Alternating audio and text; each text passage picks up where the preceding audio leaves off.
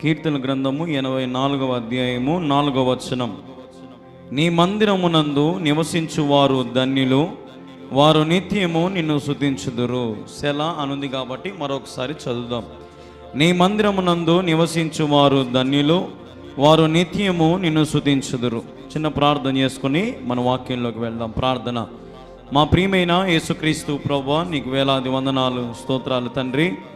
ఇదిగో నాయన, ఉదయకాల సమయంలో నిలబడి నీ మాటలు ప్రకటిస్తూ ఉంటుండగా ప్రభా, నేను మాట్లాడితే కార్యము జరగదు, నీవే నన్ను మరుగుపరిచి నీ బలమైన సన్నిధి నా మీద కుమ్మరించమని, నీ నోటి బూరగా నన్ను వాడుకోమని, నీ బిడ్డలకు ఏదైతే అవసరం ఉందో నీ బిడ్డలకు నీవే బోధించమని యేసు నామములో ప్రార్థిస్తున్నాను తండ్రి. ఆమేన్, ఆమేన్, ఆమేన్. హల్లెలూయా. వాక్యంలోకి వెళ్ళక మునుపు ఒక చిన్న మాట నేను చూపిస్తాను. ప్రసంగి 5వ అధ్యాయము. వాక్యంలోకి వెళ్ళక మునుపు ఒక చిన్న మాట అందరు కూడా చూడాలి. బైబిల్ చదువు వచ్చిన వాళ్ళు, చదువు రానోళ్ళు కూడా ప్రయత్నం చేయండి. బైబిల్ తెరవండి. ప్రసంగి 5వ అధ్యాయం 1వ వచనం. నీవు దేవుని మందిరములోనికి పోవునప్పుడు నీ ప్రవర్తన జాగ్రత్తగా చూచుకొనుము. హల్లెలూయా. నీవు అంటే ఎవరు? నేను, నువ్వు, మనం దేవుని మందిరమునకు పోవునప్పుడు ఎలా ఉండాలంట? మన ప్రవర్తన జాగ్రత్తగా ఏముందాడా? చూచుకొనుము. అంటే మనమే చూసుకోవాలా, ఒకరితో చెప్పించుకోకూడదు మనం. హల్లెలూయా. మన ప్రవర్తన దేవుని మందిరం ఎలా ఉండాలో, చర్చిలో ఉండేటప్పుడు దేవుని సన్నిధిలో ఉన్నామని భయముతో మనము ఉండాలా. ఎవరి సన్నిధిలో ఉన్నాం? మనము దేవుని సన్నిధిలో ఉన్నాం. చర్చిలో ఉండేటప్పుడు మన ప్రవర్తన చాలా జాగ్రత్తగా ఉండాలి, చూసుకోవాలి. చర్చిలో ఉండేటప్పుడు ప్రార్థన, దేవుని స్తుతించడము, వాక్యము వినడము మీదనే మనం శ్రద్ధ పెట్టాలా. దేని మీద శ్రద్ధ పెట్టాలా? ప్రార్థన, వాక్యము, పాటలు పాడడము, ఆ దేవుని స్తుతించడం మీద మనం శ్రద్ధ పెట్టాలి. చర్చిలో ఉండేటప్పుడు ఖచ్చితంగా చర్చికి ఏం తీసుకొచ్చుకోవాలా? మనము బైబిల్ తీసుకొచ్చుకోవాలి. చర్చిలో మనం ఉండేటప్పుడు అనాలోచనలుగా ఉండకూడదు. అంటే చర్చిలో ఉంటాము కానీ ఆలోచనలన్నీ ఎక్కడెక్కడో అమెరికాకు పోయి ఉంటాయి అన్నమాట. ఆలోచనలన్నీ ఇంటి దగ్గర గ్యాస్ ఆఫ్ చేసినా, లేదా అది ఉందా ఇది ఉందా, ఎన్నో ఆలోచనలు మనకు ఉంటాయి. అలాంటి అనాలోచనలు ఉండకూడదు. ఎక్కడ? దేవుని సన్నిధిలో. అలాగే చర్చిలో ఉండేటప్పుడు మన సెల్ ఫోన్లు, అంటే మన ఫోన్లు సైలెన్స్లో అన్నా ఉండాలా, లేదంటే స్విచ్ ఆఫ్ అన్నా చేసుకోవాలి. అంతేగాని ఫోన్ వచ్చిందని చెప్పి లేచి బయటికి పోవడము, తిరగడం అనేవి చేయకూడదు. ఎందుకంటే ఇది ఎవరి సన్నిధి? దేవుని సన్నిధి. చర్చిలో ఉండేటప్పుడు పక్కన వారితో, ఎదురు వారితో, వెనుకలున్న వారితో సైగలు చేసుకోవడం కానీ, మాట్లాడుకోవడం కానీ, గిల్లుకోవడాలు కానీ, గిచ్చుకోవడాలు కానీ, గొడవలు పడడం కానీ అట్లాంటివి ఏవి కూడా చర్చిలో ఉండకూడదు. తర్వాత చర్చిలో ఉండేటప్పుడు ఇది బాగా వినండి. చర్చిలో ఉండేటప్పుడు మనము హృదయపూర్వకంగా మనం ప్రభు సన్నిధిలో కుమ్మరించాల. మన ప్రార్థన, మన స్తుతి కానీ, మన కన్నీళ్ళు కానీ హృదయపూర్వకంగా మనం ఏం చేయాలి? ప్రభు సన్నిధిలో ఉన్నప్పుడు కుమ్మరించాలి. తర్వాత చర్చిలో ఉండేటప్పుడు మన పిల్లలను, ఇప్పుడు మన దగ్గరికి పిల్లలు చాలామంది వస్తారు కాబట్టి మన పిల్లలను ఏం చేసుకోవాలా? మన స్వాధీనంలో ఉంచుకోవాలి. తర్వాత చర్చిలో ఉండేటప్పుడు ప్రాముఖ్యంగా స్త్రీలైతే వారి తలల మీద ముసుగు వేసుకోవాలి. వేసుకున్నారా? పురుషులైతే ఇక్కడి వరకు ఏం చేసుకోవాలా? బటన్ పెట్టుకోవాలా. చర్చికి టీ షర్ట్లు, బనీన్లు, డ్రాయర్లు వేసుకొని రాకూడదు. చర్చిలకు వచ్చేటప్పుడు మంచి షర్టు, మంచి ప్యాంటు అట్లా వేసుకొని రావాలి. కాబట్టి ఇవి జ్ఞాపకం చేసుకోండి. ఎందుకంటే దేవుని మందిరంలోకి మనం వచ్చేటప్పుడు మన ప్రవర్తన మనమే చూసుకోవాలంట. ఎవరు చూసుకోవాలంట? మనమే చూసుకోవాలి. ఎట్లున్నాము, ఎలాగున్నాము, ఏ రీతిగా వచ్చినాము అనేది మనం చాలా భక్తి శ్రద్ధలతో మనము భక్తి చేయాలి. కాబట్టి ఇక్కడ మీరందరూ కూడా దేవుని మందిరానికి వచ్చారు. మనం చదివిన వాక్యాన్ని బట్టి మనమందరం కూడా ధన్యులం. హల్లెలూయా. ఒకసారి బిగ్గరగా దేవునికి స్తోత్రం చెప్పండి. హల్లెలూయా. ఇప్పుడు మీరు చెప్పండి, చర్చిలో ఉండేటప్పుడు ఏమేం చేయకూడదు? బటన్ పెట్టుకోవాలి, స్త్రీలు ముసుగు ధరించుకోవాలి ఒకటి. రెండవది అదేనా? నెక్స్ట్ సెల్ ఫోన్లు అట్లాంటివి, పిల్లలను జాగ్రత్తగా చూసుకోవాలా, పక్కన వాళ్ళతో ఎదురు వాళ్ళతో మాట్లాడుకోకుండా దేవుని వాక్యం మీద శ్రద్ధ పెట్టుకొని పాటలు పాడడము, భక్తి చేయాలా, ఇంకా జాగ్రత్తగా మన ప్రవర్తన చూసుకోవాలా. ఇంకేం చెప్పిన అనాలోచనలు అంటే మన ఆలోచన అంత ఏడుండాలా, ఇన్నే ఉండాలి. మన ఆలోచన అంత ఏడుండాలా, ఇన్నే దేవుని సన్నిధిలో ఉండాలా, దేవుని గురించే ఉండాలి. ఇంటికి నీళ్ళు వచ్చాయేమో, కుళాయి తీపినా లేదా, గ్యాస్ ఆఫ్ చేసిన లేదా, అట్లాంటి ఆలోచనలు పెట్టుకోకూడదు. లేటుగా పోతే ముక్కలు దొరుకుతాయో దొరకవో, ప్రార్థన లేటుగా ముగిచ్చే, కళ్యాణం లేటుగా ముగిచ్చాడే, ప్రార్థన ఉంటుందో ఉండదో. ఈ మధ్యకాలంలో అయితే చాలామందికి ప్రార్థన కంటే మాంసం ఎక్కువైపోయింది కదా, ప్రార్థనకు రావడంలే 3-4 వారాల నుంచి. కానీ ఎక్కడికి పోనీకి శక్తి ఉంది, మాంసం తెచ్చుకొని వండుకొని తిన్నీకి మాత్రం శక్తి ఉంది. దేవుని కంటే మనకు నిజంగా చాలా మందికి అయితే, కొంతమందికి అయితే తిండి ఎక్కువైపోయింది కదా. కాబట్టి చర్చికి వెళ్ళాలి, చర్చిలో కూర్చోవాలి, మనం భక్తి శ్రద్ధలు చేయాలి, ప్రభు సన్నిధిలో మనము బలపడాలి. అప్పుడే దేవుడు మనకు మంచి ఆరోగ్యం ఇస్తాడు, శక్తిని ఇస్తాడు, బలముని ఇస్తాడు. మనకు కావాల్సిన క్షేమము, ఆదరణ దేవుడే మనకు దయచేస్తాడు. కాబట్టి మనం చదివిన భాగాన్ని మనం చదువుకుందాం. ఇంకా మీరందరూ కూడా చాలా జాగ్రత్తగా ఉండాలని గుర్తుపెట్టుకోండి. దేవుని సన్నిధిలో మనం ఉన్నాం. కీర్తన గ్రంథము 84:4 వచనం మనం గమనించినట్లయితే, నీ మందిరమునందు నివసించువారు ధన్యులు, వారు నిత్యము నిన్ను స్తుతింతురు. హల్లెలూయా. దేవుని మందిరంలో ఉన్న మనమందరం కూడా దేవుని దృష్టిలో ధన్యులమంట. హల్లెలూయా. ఎవరమ్మా మనమందరము? ధన్యులము. చెప్పండి, ఎవరు మనమందరము? ధన్యులం. ఎందుకు ధన్యులము? మనం ఎక్కడున్నాం ఈరోజు? దేవుని మందిరములో ఉన్నాం. ఆయన మందిరంలో నివసిస్తే మనం ధన్యులం అవుతామని వాక్యం సెలవిస్తూ ఉంది. ఈరోజు మనము ఎక్కడెక్కడో నిలబడినా, ఎన్ని చేసినా దేవుని సన్నిధిలో ఉంటే ధన్యులమంట. బయట నువ్వు ఎక్కడ నిలబడినా, ఏం చేసినా నువ్వు ధన్యుడివి కాదు. ప్రభు దినము, విశ్రాంతి దినమును మనం పాటించి తీరాల్సిందే. హల్లెలూయా, హల్లెలూయా.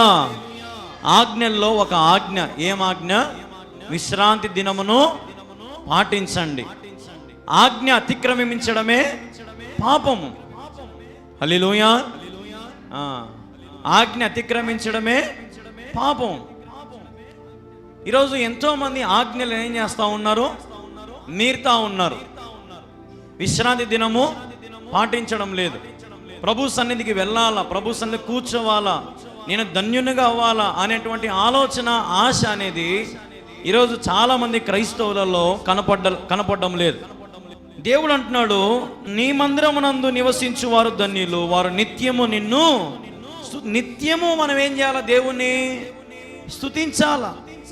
ఈరోజు నిత్యము మనం ప్రభువును స్తుతించగలుగుతున్నామా? చూడండి ఒక మాట, హోషేయ 12:6 హోషేయ 12:6 నీవు దేవుని తట్టు తిరగవలెను, కనికరమును న్యాయమును అనుసరించుచు ఎడతెగక నీ దేవుని యందు నమ్మిక ఉంచుము. హల్లెలూయా. దేవుని తట్టు మనం ఏం చేయాలంట? తిరగాల. మనం ఎవరి తట్టు తిరగాల? మనము దేవుని తట్టు తిరగాల. హల్లెలూయా. దేవుని తట్టు మనం తిరిగి కనికరమును న్యాయమును మనం ఏం చేయాలంట? అనుసరించాలంట. ఏం చూపించాలా మనము ప్రాముఖ్యంగా అంటే? కనికరము చూపించాలా. ఇంకొకటి ఏంటంటే న్యాయమును అనుసరించాలా. అనుసరిస్తున్నాం మనము? న్యాయంగా మనం ఉంటున్నామా? ఇతరుల మీద కనికరం మనం చూపించగలుగుతా ఉన్నామా? అందుకే అంటున్నాడు భక్తుడు, ఎడతెగక నీ దేవుని యందు నమ్మిక నుంచుము. ఎడతెగక, ఎప్పుడు, ఎల్లవేళలా, ప్రతి క్షణము, ప్రతి విషయములో, ప్రతి సందర్భములో మనం ఎవరి మీద నమ్మకం ఉంచాలంట?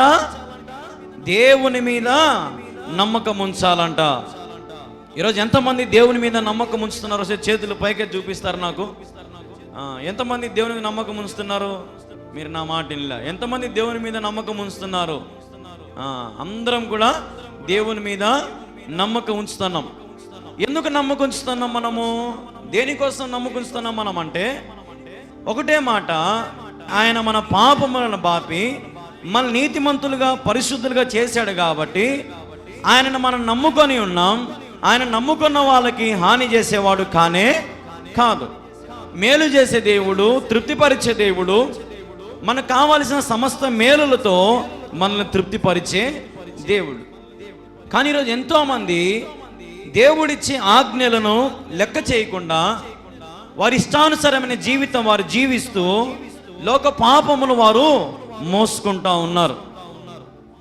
నేను చెప్పేది వాస్తవం కాదా? ఎంతోమంది లోకముల పాపములను, లోక ఆచారాలను, లోక పద్ధతులను మోసి మోసి మోసి ఏమైపోతా ఉన్నారు? రోజు రోజుకి క్షీణించిపోతా ఉన్నారు.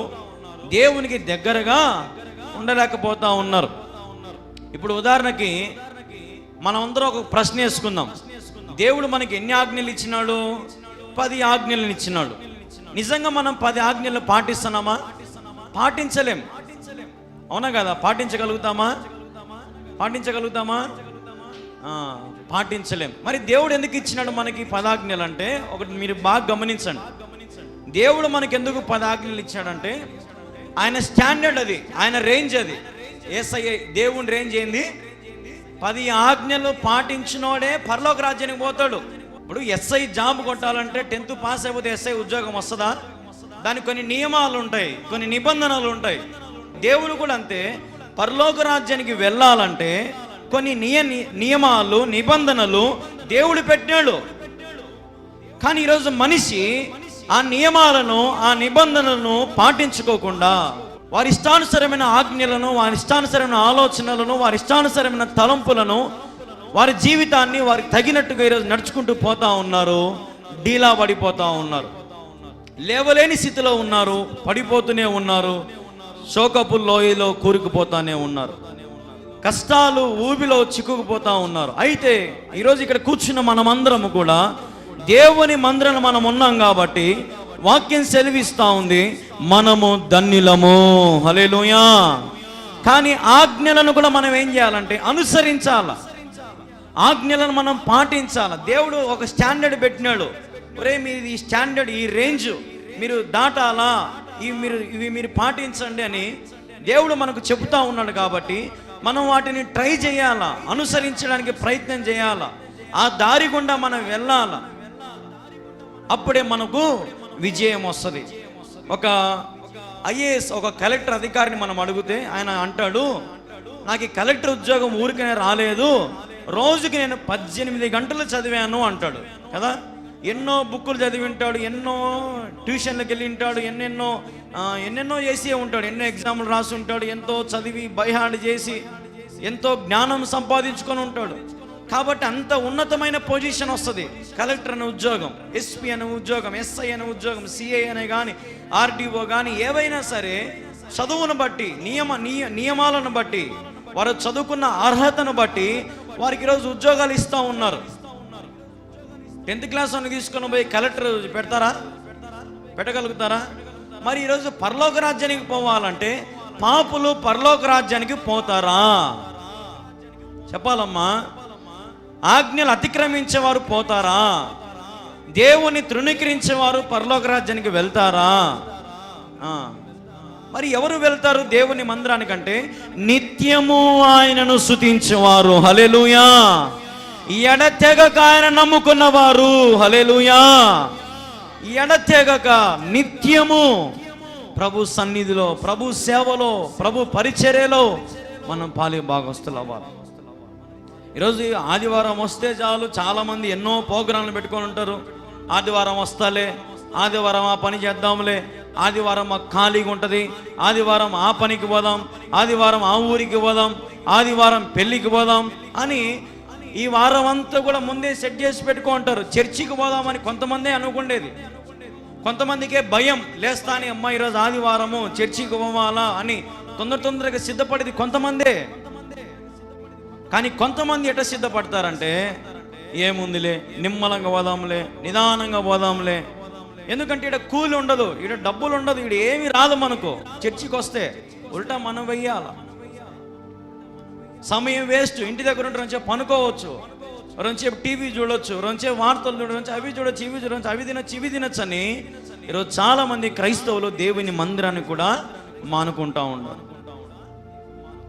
నేను చెప్పేది మీ అందరికి ఒకటే, ఎవరైతే ప్రభు ఆజ్ఞలను మీరుతారో వారు దేవుని రాజ్యంలో వారు ఉండలేరు. హల్లెలూయా. చూడండి, ఒకసారి ఒక మాట మీకు చూపిస్తాను. కీర్తన గ్రంథం 21:5 నీ రక్షణ వలన అతనికి గొప్ప మహిమ కలిగెను, గౌరవ ప్రభావములను నీవు అతనికి ధరింపజేసి ఉన్నావు. హల్లెలూయా. దేవుడిచ్చే రక్షణను బట్టి, దేవుడిచ్చే మారు మనసును బట్టి, మనం పొందే మారు మనసును బట్టి మనము అంట గొప్ప మహిమ మనకు కలుగుతుందంట. ఎక్కడ? ఈ లోకంలోనా? ఎక్కడ కలుగుతుంది మనకు మహిమ? గొప్ప మహిమ, గొప్ప పేరు మనకి ఏడొస్తుంది? ఈ లోకంలో వచ్చేది. మనం ఎంత మంచి పని చేయి, ఎంత దోచిపెట్టినా, ఎంత చేసినా, ఎంత ముద్దు చేసినా, ఎంత బాగా సంపాదించి పెట్టినా, ఎన్ని చేసినా సరే మనకు గొప్ప పేరు వస్తుందా? మనం ఎంత మేలు చేసినా సరే ఆ మేలు అనేది కనపడదు. లాస్ట్కి ఈర్ష్యతో, పగలతో, ప్రతీకారాలతో మనం ఎన్ని చేసినా సరే మనకు మహిమ ఈ లోకంలో రానే రాదు. మరి దేవుని వాక్య ప్రకారం మనం గమనిస్తే నీకు గొప్ప మహిమ దేవుని రాజ్యములో కలుగుతుంది. హల్లెలూయా. ఎందుకంటే నీవు దేవుని రేంజ్లో ఉన్నావు. దేవుడు చూపించిన, చేయమని చెప్పిన ఆజ్ఞలలో నువ్వు ఉన్నావు కాబట్టి, ఆ ఆజ్ఞలను అనుసరిస్తున్నావు కాబట్టి, నిత్యం ఆయనను స్తుతిస్తున్నావు కాబట్టి, ఆయన మందిరానికి నువ్వు వేగిరపడి సిద్ధపడి వస్తున్నావు కాబట్టి, ఆయన నిన్ను ధన్యునిగా చేసి ఆయన నీకు అక్కడ గొప్ప మహిమ నీకు ఇవ్వబోతా ఉన్నాడు. హల్లెలూయా. హల్లెలూయా. ఏంటా మహిమ అంటే దేవుని యొక్క కుడి పార్శ్వము మీద నిన్ను కూర్చోబెట్టుకోబోతా ఉన్నాడు. దేవునికి మహిమ కలుగును గాక. ఎన్నిక లేని వారము, దిక్కు దివాన లేని వారము, దరిద్రులము, పెంటకుప్ప వంటి వారము. ఈ లోకంలో చెప్పాలంటే మన కులానికి అసలు వాల్యూ కూడా ఉండదు కొంతమంది దగ్గర అయితే. ఇప్పటికి కూడా మనం చూస్తూ ఉంటాము. కొన్ని కటింగ్ షాపుల దగ్గర కానీ, లేదంటే కొంచెం నాయకుల దగ్గర కానీ, వాళ్ళ దగ్గర వీళ్ళ దగ్గర కానీ, మీ కులం వాళ్ళు చెప్పులు ఇప్పురాన్ని బయట, లేదంటే మేము మీకు కటింగ్ చేయమని కొంతమంది, లేదంటే మాకు మీరు పాలు పోయొద్దని కొంతమంది. నువ్వు తల లుంగి కిందికి దించని ఒకడు అంటాడు, ఒకడు టవాల్ తీసి భుజం మీద వేసి చేత్తో పట్టుకొని ఒకడు అంటాడు కదా. నమస్తే కొట్టాల్సి వస్తుంది, సార్ అనాల్సి వస్తుంది. ఈరోజు మనిషిని మనిషిగా చూసే కాలం ఇంకా రావడంలే. ఎంతమంది ఎన్ని రకాలుగా చెప్పినా, ఎన్ని పుస్తకాలు చెప్పినా, దేశం అంటే మట్టి కాదోయ్, దేశం అంటే మనుషులోయ్ అని గొప్ప గొప్ప ఫ్రీడమ్ ఫైటర్స్, స్వాతంత్ర సమర యోధులు చెప్పినప్పటికీ కూడా ఇంకా మనుషులు కులాల విషయంలో అయితేనేమి, మతాల విషయంలో అయితేనేమి ఇంకా కొట్టుకొని చచ్చిపోతానే ఉన్నారు. కానీ మనిషి అంటే మనమందరం సమానమైనటువంటి రోజులు ఇంకా రాలే. కానీ దేవుని వాక్య ప్రకారంగా దేవుడు చెప్తున్నాడు, ఈ లోకంలో ఒకవేళ నేను ఎవరు గొప్పగా చూడకపోవచ్చు, కానీ నేను మాత్రం నేను గొప్పగా చూస్తాను. నీవు నా దృష్టిలో నా కుడి పార్శ్వం మీద కూర్చుంటున్నావు. ఇది దేవుని కృప, దేవుని మహిమ, దేవుని ప్రేమ అట్లాంటిది. ఈ లోకంలో నేను ఎవరు ఇంతగా ప్రేమించలేరు. ఎన్నిక లేని వారం మనం, కానీ ఆయన మనకు ఎన్నిక చూపించి, విలువ పెట్టి, ప్రాణం పెట్టి ఆయన మనల్ని కొన్న దేవుడు. చూడండి, ఒక మాట మీకు చూపిస్తాను. దానియేలు గ్రంథం 10:19 మనం చూస్తే, దానియేలు 10:19 నీకు శుభమవును గాక, ధైర్యము తెచ్చుకొనము అని ఉంటుంది ఆడ. మనకేం వాక్యం ఏం చెప్తుంది? నీకు శుభమవును గాక. ఆమెను చెప్పండి అమ్మా, మీకు శుభం వద్దా? మీకు శుభమవును గాక. హల్లెలూయా. మీ జీవితంలో మీకు ఏమున్నా సరే దేవుని వాక్యం సెలవిస్తూ ఉంది, శుభమవును గాక, జరుగును గాక, మేలులు పొందుదురు గాక. గొప్ప గొప్ప కార్యాలు మన జీవితంలో దేవుడు మన జీవితంలో జరిగించడానికి మనకు దేవుడు సహాయం చేస్తాడు. అయితే నువ్వు ధైర్యము తెచ్చుకోవాలి. ఎందుకంటే మన దేవుడు లోకంలో ఉన్న వారందరికంటే గొప్పవాడు. ఆయన బహు ధైర్యవంతుడు. లేదంటే తెలిసి ఎవరన్నా సరే చచ్చిపోవడానికి సిద్ధపడతారమ్మా? ధైర్యము లేనోడు అసలు చచ్చిపోతాడా? కానీ దేవుడు ఎంత తెగింపు, ఎంత ధైర్యం ఉంది ఆయనకి. నన్ను సిలువ వేసుకోండి, నాకు మేకులు కొట్టుకొని అంటాడు, నాకు ముళ్ళ కిరీటం పెట్టినా ఏమనడు, పక్కలో బల్లె పోటు పొడిచినా ఏమనడు. ఎంత ధైర్యం ఉంది ఆయనకి. మనకి ఏదన్నా పడితే చాలు మనకు ధైర్యం అంతా పోతుంది. ఇంకా పిరికోళ్ళ మాదిరి అయిపోతాం.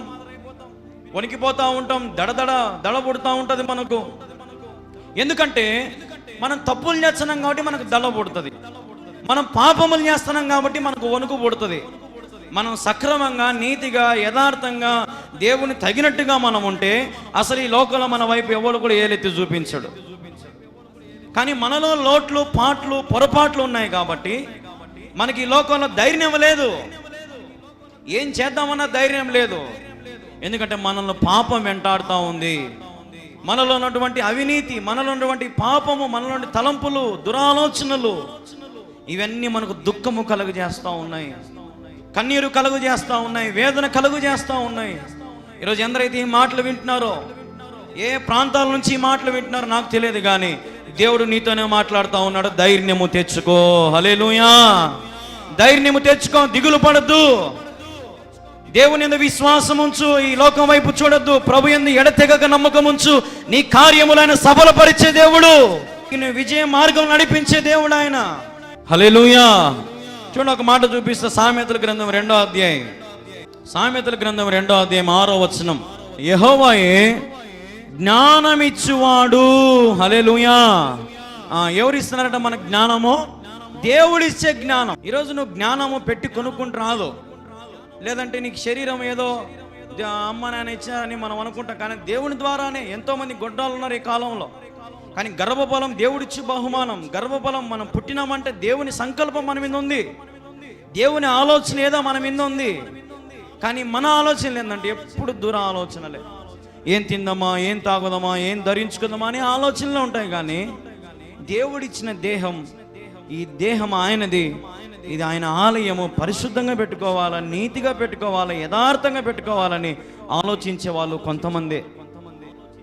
ఈరోజు ఈ లోకంలో 100% జనాలు మనం తీసుకుంటే 97% పాపులు ఉన్నారంట, 3% నీతిమంతులు ఉండేది. ఏ అలవాట్లు లేకుండా, తగ్గింపు స్వభావం, దీనత్వం కలిగి, గొడవలు లేకుండా, పగలు లేకుండా, ప్రతీకారం లేకుండా, ఏమీ లేకుండా వారు 3% ప్రపంచం అంతట్లో. 97% ఏదో ఒకటి రోజు గొడవ, ఒక మర్డరో, ఏదో ఒకటి ఇంట్లో జరుగుతూనే ఉన్నాయంట. పాపములు, అతిక్రమములు, వ్యభిచారము, జారత్వము, దొంగతనాలు, మోసాలు, టక్కర్లు, ఇన్ని జరుగుతూనే ఉన్నాయంట. ఈ రోజున మనము దేవుని విషయంలో మనం ఎంత నిబంధనగా మనం ఉండం, నిబంధనలు మనం పాటించాలి. అప్పుడే నీకు జ్ఞానం ఇస్తాడు దేవుడు. జ్ఞానం ఇచ్చాడంటే ఆ జ్ఞానాన్ని బట్టి నువ్వు తప్పు చేయకూడదు. నీకు దేవుడిచ్చే జ్ఞానం, ఎందుకు దేవుడు జ్ఞానం ఇస్తున్నాడంటే నువ్వు త్రొట్టిల్లుకోకుండా, నువ్వు తప్పుదారులకు పోకుండా, తప్పుడు పనులు చేయకుండా, పాపపు ఆలోచనలు చేయకుండా నీకు దేవుడు జ్ఞానం ఎందుకు ఇచ్చాడంటే ఆలోచించడానికి. నువ్వు చేసే తప్పు పని కరెక్టా, రాంగా ఆలోచన చేసుకోవడానికి దేవుడు మనకు జ్ఞానం ఇచ్చినాడు. ఆయన ఎంత ప్రేమ చూపిస్తున్నాడు మన మీద, ఎన్ని ఇచ్చాడని నీకు నాకు ఈ రోజున, ఏం కొదవ చేశాడని నీకు నాకు ఈ రోజున, ఏం ఇబ్బంది పెడుతున్నాడని నీకు నాకు ఈ రోజున. కానీ మనకు ప్రభు మందిరం కంటే, విశ్రాంతి దినము కంటే నిజంగా ఈ లోకము చాలా మందికి చాలా ఎక్కువ అయిపోయింది, చాలా ప్రేమ అయిపోయింది. రోజు రోజుకి ఇండ్ల మీద ప్రేమ, వాకిళ్ళ మీద ప్రేమ, మటన్ మీద, చికెన్ల మీద ప్రేమ, తిండి మీద ప్రేమ, బండ్ల మీద ప్రేమ, కార్ల మీద ప్రేమ, అమ్మాయిల మీద ప్రేమ, అబ్బాయిల మీద ప్రేమ, కుటుంబంల మీద ప్రేమ, మనవళ్ళ మీద ప్రేమ, మనవరాల మీద ప్రేమ. ఈ ప్రేమలతో పడి చచ్చిపోతున్నారు. కానీ దేవుని కోసం పడి చచ్చే వాళ్ళు ఎవడు లేడు ఈరోజు. దేవుని కోసం పాటు పడే వాళ్ళు లేరు ఈ రోజున. కొంతమందే, నేను చెప్పేది అందరు కాదు, కొంతమందే ఉన్నారు దేవుని మీద ఆశపడి ఉండేవారు. మిగతా వారందరూ కూడా దేవుని మీద ఆనుకొని లేరు. అందుకే లేనిపోని ఇబ్బందులు, విపత్తులు గుండా ఈరోజు మన ప్రపంచం పోతా ఉంది. ఎన్నో యుద్ధాలు రేపుతా ఉన్నాయి. ఒకవేళ ఆ పాలిస్తీనా, ఇజ్రాయెల్ యుద్ధం కానీ ఒకవేళ పెద్ద యుద్ధం అయింటగినంట 3వ ప్రపంచ యుద్ధం వచ్చేదంటంగా. 3వ ప్రపంచ యుద్ధం వస్తే ఇంకా మనం ఏ మూలలో ఉంటామో, ఏడ దాక్కోవాలని అర్థం కాదు, యావల నుంచి ఏమవుతుందో కూడా మనకు అర్థం కాదు. ప్రతి క్షణం అమ్మ నిజంగా మనం ఈరోజు బ్రతుకున్నామంటే దేవుని ప్రేమను బట్టే మనము. హల్లెలూయా. ఏదో చికెన్ తింటే నాకు బలం ఉంది, మటన్ తింటే నాకు బలం వస్తుందంటే కాదు. గొప్ప గొప్ప పైలవాన్లు పడిపోతున్నారు ఈ రోజున, రోగాలు వచ్చి సన్న కట్టెపుల్లలు మాదిరి అయిపోతున్నారు. ఒకప్పుడు బాగా తిని కేజీలు మాంసాలు తిని కండలు పెంచిన వాళ్ళు ఈ పొద్దు మంచాల మీద వనుకొని కట్టెపుల్లల మాదిరి అయిపోయినారు. తిండి తింటే కాదు నీకు బలం వచ్చేది, నా దేవుడు నీకు బలం ఇయ్యాలా. హల్లెలూయా. అందుకే ఒక భక్తుడు పాట రాశాడు కదా, యెహోవా నా బలమా, ఎవరంట మన బలము? దేవుడు మన బలము. తిండిని బట్టి, లేదంటే చుట్టూ మనుషులను బట్టి, వంశాలను బట్టి, బంధుత్వాలను బట్టి, నాకు అంతమంది ఉన్నారు, నాకు ఇంతమంది ఉన్నారు, నా బలగం ఎంత, నా వాళ్ళంత, వీళ్ళంత కాదు. దేవుడు మన పక్షమునుండగానికి విరోధి ఎవడు లేడంతే. హల్లెలూయా.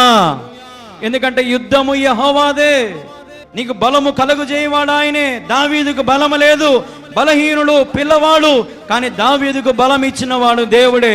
5 రాళ్ళు ఏనుకున్నాడు, ఒక్క రాయితో గొలియాతును కొట్టి పారేసినాడు. గిద్యోన్ అంతే, సంసోన్ అంతే. బైబిల్లో మనం చూస్తా ఉన్నాం, దేవుడు బలహీనులను బలము కలుగు చేసి వాడిని ఎంత బలంగా వాడుకున్నాడు ఆయన. యాకోబును ప్రేమించిన దేవుడు ఆయన. హల్లెలూయా. చూడండి ఒకసారి ఆ మాట చూపిస్తా. మలాకి గ్రంథం 1వ అధ్యాయం 2వ వచనం. యెహోవా సెలవిచ్చినది ఏమనగా, నేను మీ ఎడల ప్రేమ చూపించుచున్నాను, అయితే మీరు ఏ విషయమందు నీవు మా ఎడల ప్రేమ చూపితివందురు. ఏశావు యాకోబును కన్న కాడ, అయితే నేను యాకోబును ప్రేమించితిని, ఇది యెహోవా వాక్కు. హల్లెలూయా. యాకోబును ప్రేమించిన దేవుడు. యాకోబు మోసగాడై తండ్రి ఇంటి విడిచి వెళ్ళిపోయినట్టు యాకోబును దేవుడు ప్రేమించినాడు. ఈరోజు నిన్ను నన్ను కూడా అదే దేవుడు ప్రేమిస్తా ఉన్నాడు. మనం మోసగాలమే, మనం దొంగలమే, మనం పాపులమే అని మనం ఎప్పుడైతే ఒప్పుకొని వాటన్నిటిని విడిచిపెడతామో దేవుని ప్రేమను అనుభవించగలుగుతావు. ఈరోజు ఎంతో మంది దేవుని ప్రేమను అనుభవించలేకపోతున్నారు. ఇంకా మనసు పూర్తిగా దేవుని ప్రేమను అనుభవించలేకపోతా ఉన్నారు. నేనైతే నా మనసాక్షిగా చేతుల బైబిల్ పట్టుకొని చెప్పగలుగుతా, ప్రతి క్షణము నా దేవుని ప్రేమ నేను అనుభవిస్తున్నా. దేవుని ప్రేమ లేకపోతే నిజంగా నేను అసలు ఈరోజు ఈ రీతిగా ఉండేవాని కూడా కాదు. నేను నా మీద ఆయన చూపించిన ప్రేమ వెల కట్టలేనిది. నా దేవుడు నా జీవితంలో చేసిన ప్రేమ, ఆయన చూపించిన త్యాగము మామూలు విషయం కాదు. అట్లాంటి బలహీనుని నన్ను బలవంతునిగా చేసి ఇంత పెద్ద భారమైన భుజం మీద పెట్టినాడంటే నిజంగా నేను ఎంత దీనుడినో, ఎంత తగ్గించుకొని ప్రభు సేవ చేస్తున్నానో అందుకు దేవుడు నన్ను అంతగా బలంగా వాడుకుంటా ఉన్నాడు. ఈరోజు ఈ ప్రసంగాలు కానీ ఎక్కడెక్కడి నుంచో, ఎన్టీఆర్ జిల్లా నుంచి కానీ, లేదంటే విజయవాడ నుంచి, విశాఖపట్నం నుంచి, ఎక్కడెక్కడి నుంచో, అరకు నుంచి, మారుమూల పల్లెల నుంచి కూడా ఈరోజు ఫోన్లు వస్తున్నాయంటే ఇది నా శక్తి చేత కాదు, నేను బలహీనును, నాకు బలము కలుగజేయవాడు దేవుడే. ఈరోజు నిలబడి ఈ రీతిగా ప్రసంగం చేయగలుగుతున్నానంటే నా దేవుడే. ఒకప్పుడు నాకు ఏమీ కూడా చేత కాదు, వాక్యం ఎలా చెప్పాలో నాకు చేత. ఒకప్పుడు ఇట్లా నిలబడి ఎవరైనా వాక్యం చెప్తా ఉంటే కింద కూర్చొని ఎక్కిరించేవాడిని. ఎప్పుడు చెప్పే వాక్యం చెప్తారు, ఎప్పుడు చెప్పే జోకులు చెప్తావు, ఎప్పుడు చెప్పే ఎగ్జాంపుల్ చెప్తావు, నవ్వుకుంటూ ఎగతాళి చేసేటువంటి వాడిని ఈరోజు దేవుడు నన్ను నిలబెట్టుకొని ప్రసంగాలు చెప్తా ఉంటే నాకు ఎంత ఆశ్చర్యం వేస్తా ఉంది. ఒకప్పుడు నేను కూడా మీ మాదిరి కూర్చున్నోనే, మీ మాదిరి తాళాలు, కంజర్లు, డోలకులు కొట్టుకున్నోనే. కానీ ఈరోజు ఇంత పెద్ద భారము దేవుడు నా భుజం మీద పెట్టినాడంటే ఈరోజు మీరు ఆలోచన చేయాలి. పెంట కుప్పల మించి లేవనెత్తేవాడు ఆయన, దీనులను దరిద్రులను లేవనెత్తేవాడు ఆయన. ఈరోజు మనం ఎవరైతే తగ్గించుకొని రిక్తులమవుతామో, మనిషిని మనిషిగా చూసి మనిషిని ఎవరైతే ప్రేమిస్తారో, ఎవరైతే దేవుని ప్రేమను చూపిస్తారో వారిని దేవుడు ఎన్నటికీ చెయ్యి విడిచిపెట్టడు. హల్లెలూయా, హల్లెలూయా. యథార్థవంతులను దేవుడు తప్పక దీవిస్తాడు. ఉండేది ఉన్నట్టు మాట్లాడే వాళ్ళని దేవుడు ప్రేమిస్తాడు. పైన ఒకటి లోన ఒకటి మాట్లాడే వాళ్ళను దేవుడు వాక్యం సెలవిస్తూ ఉంది, నేను వారిని తృణీకరించదని వాక్యంలో ఉంది.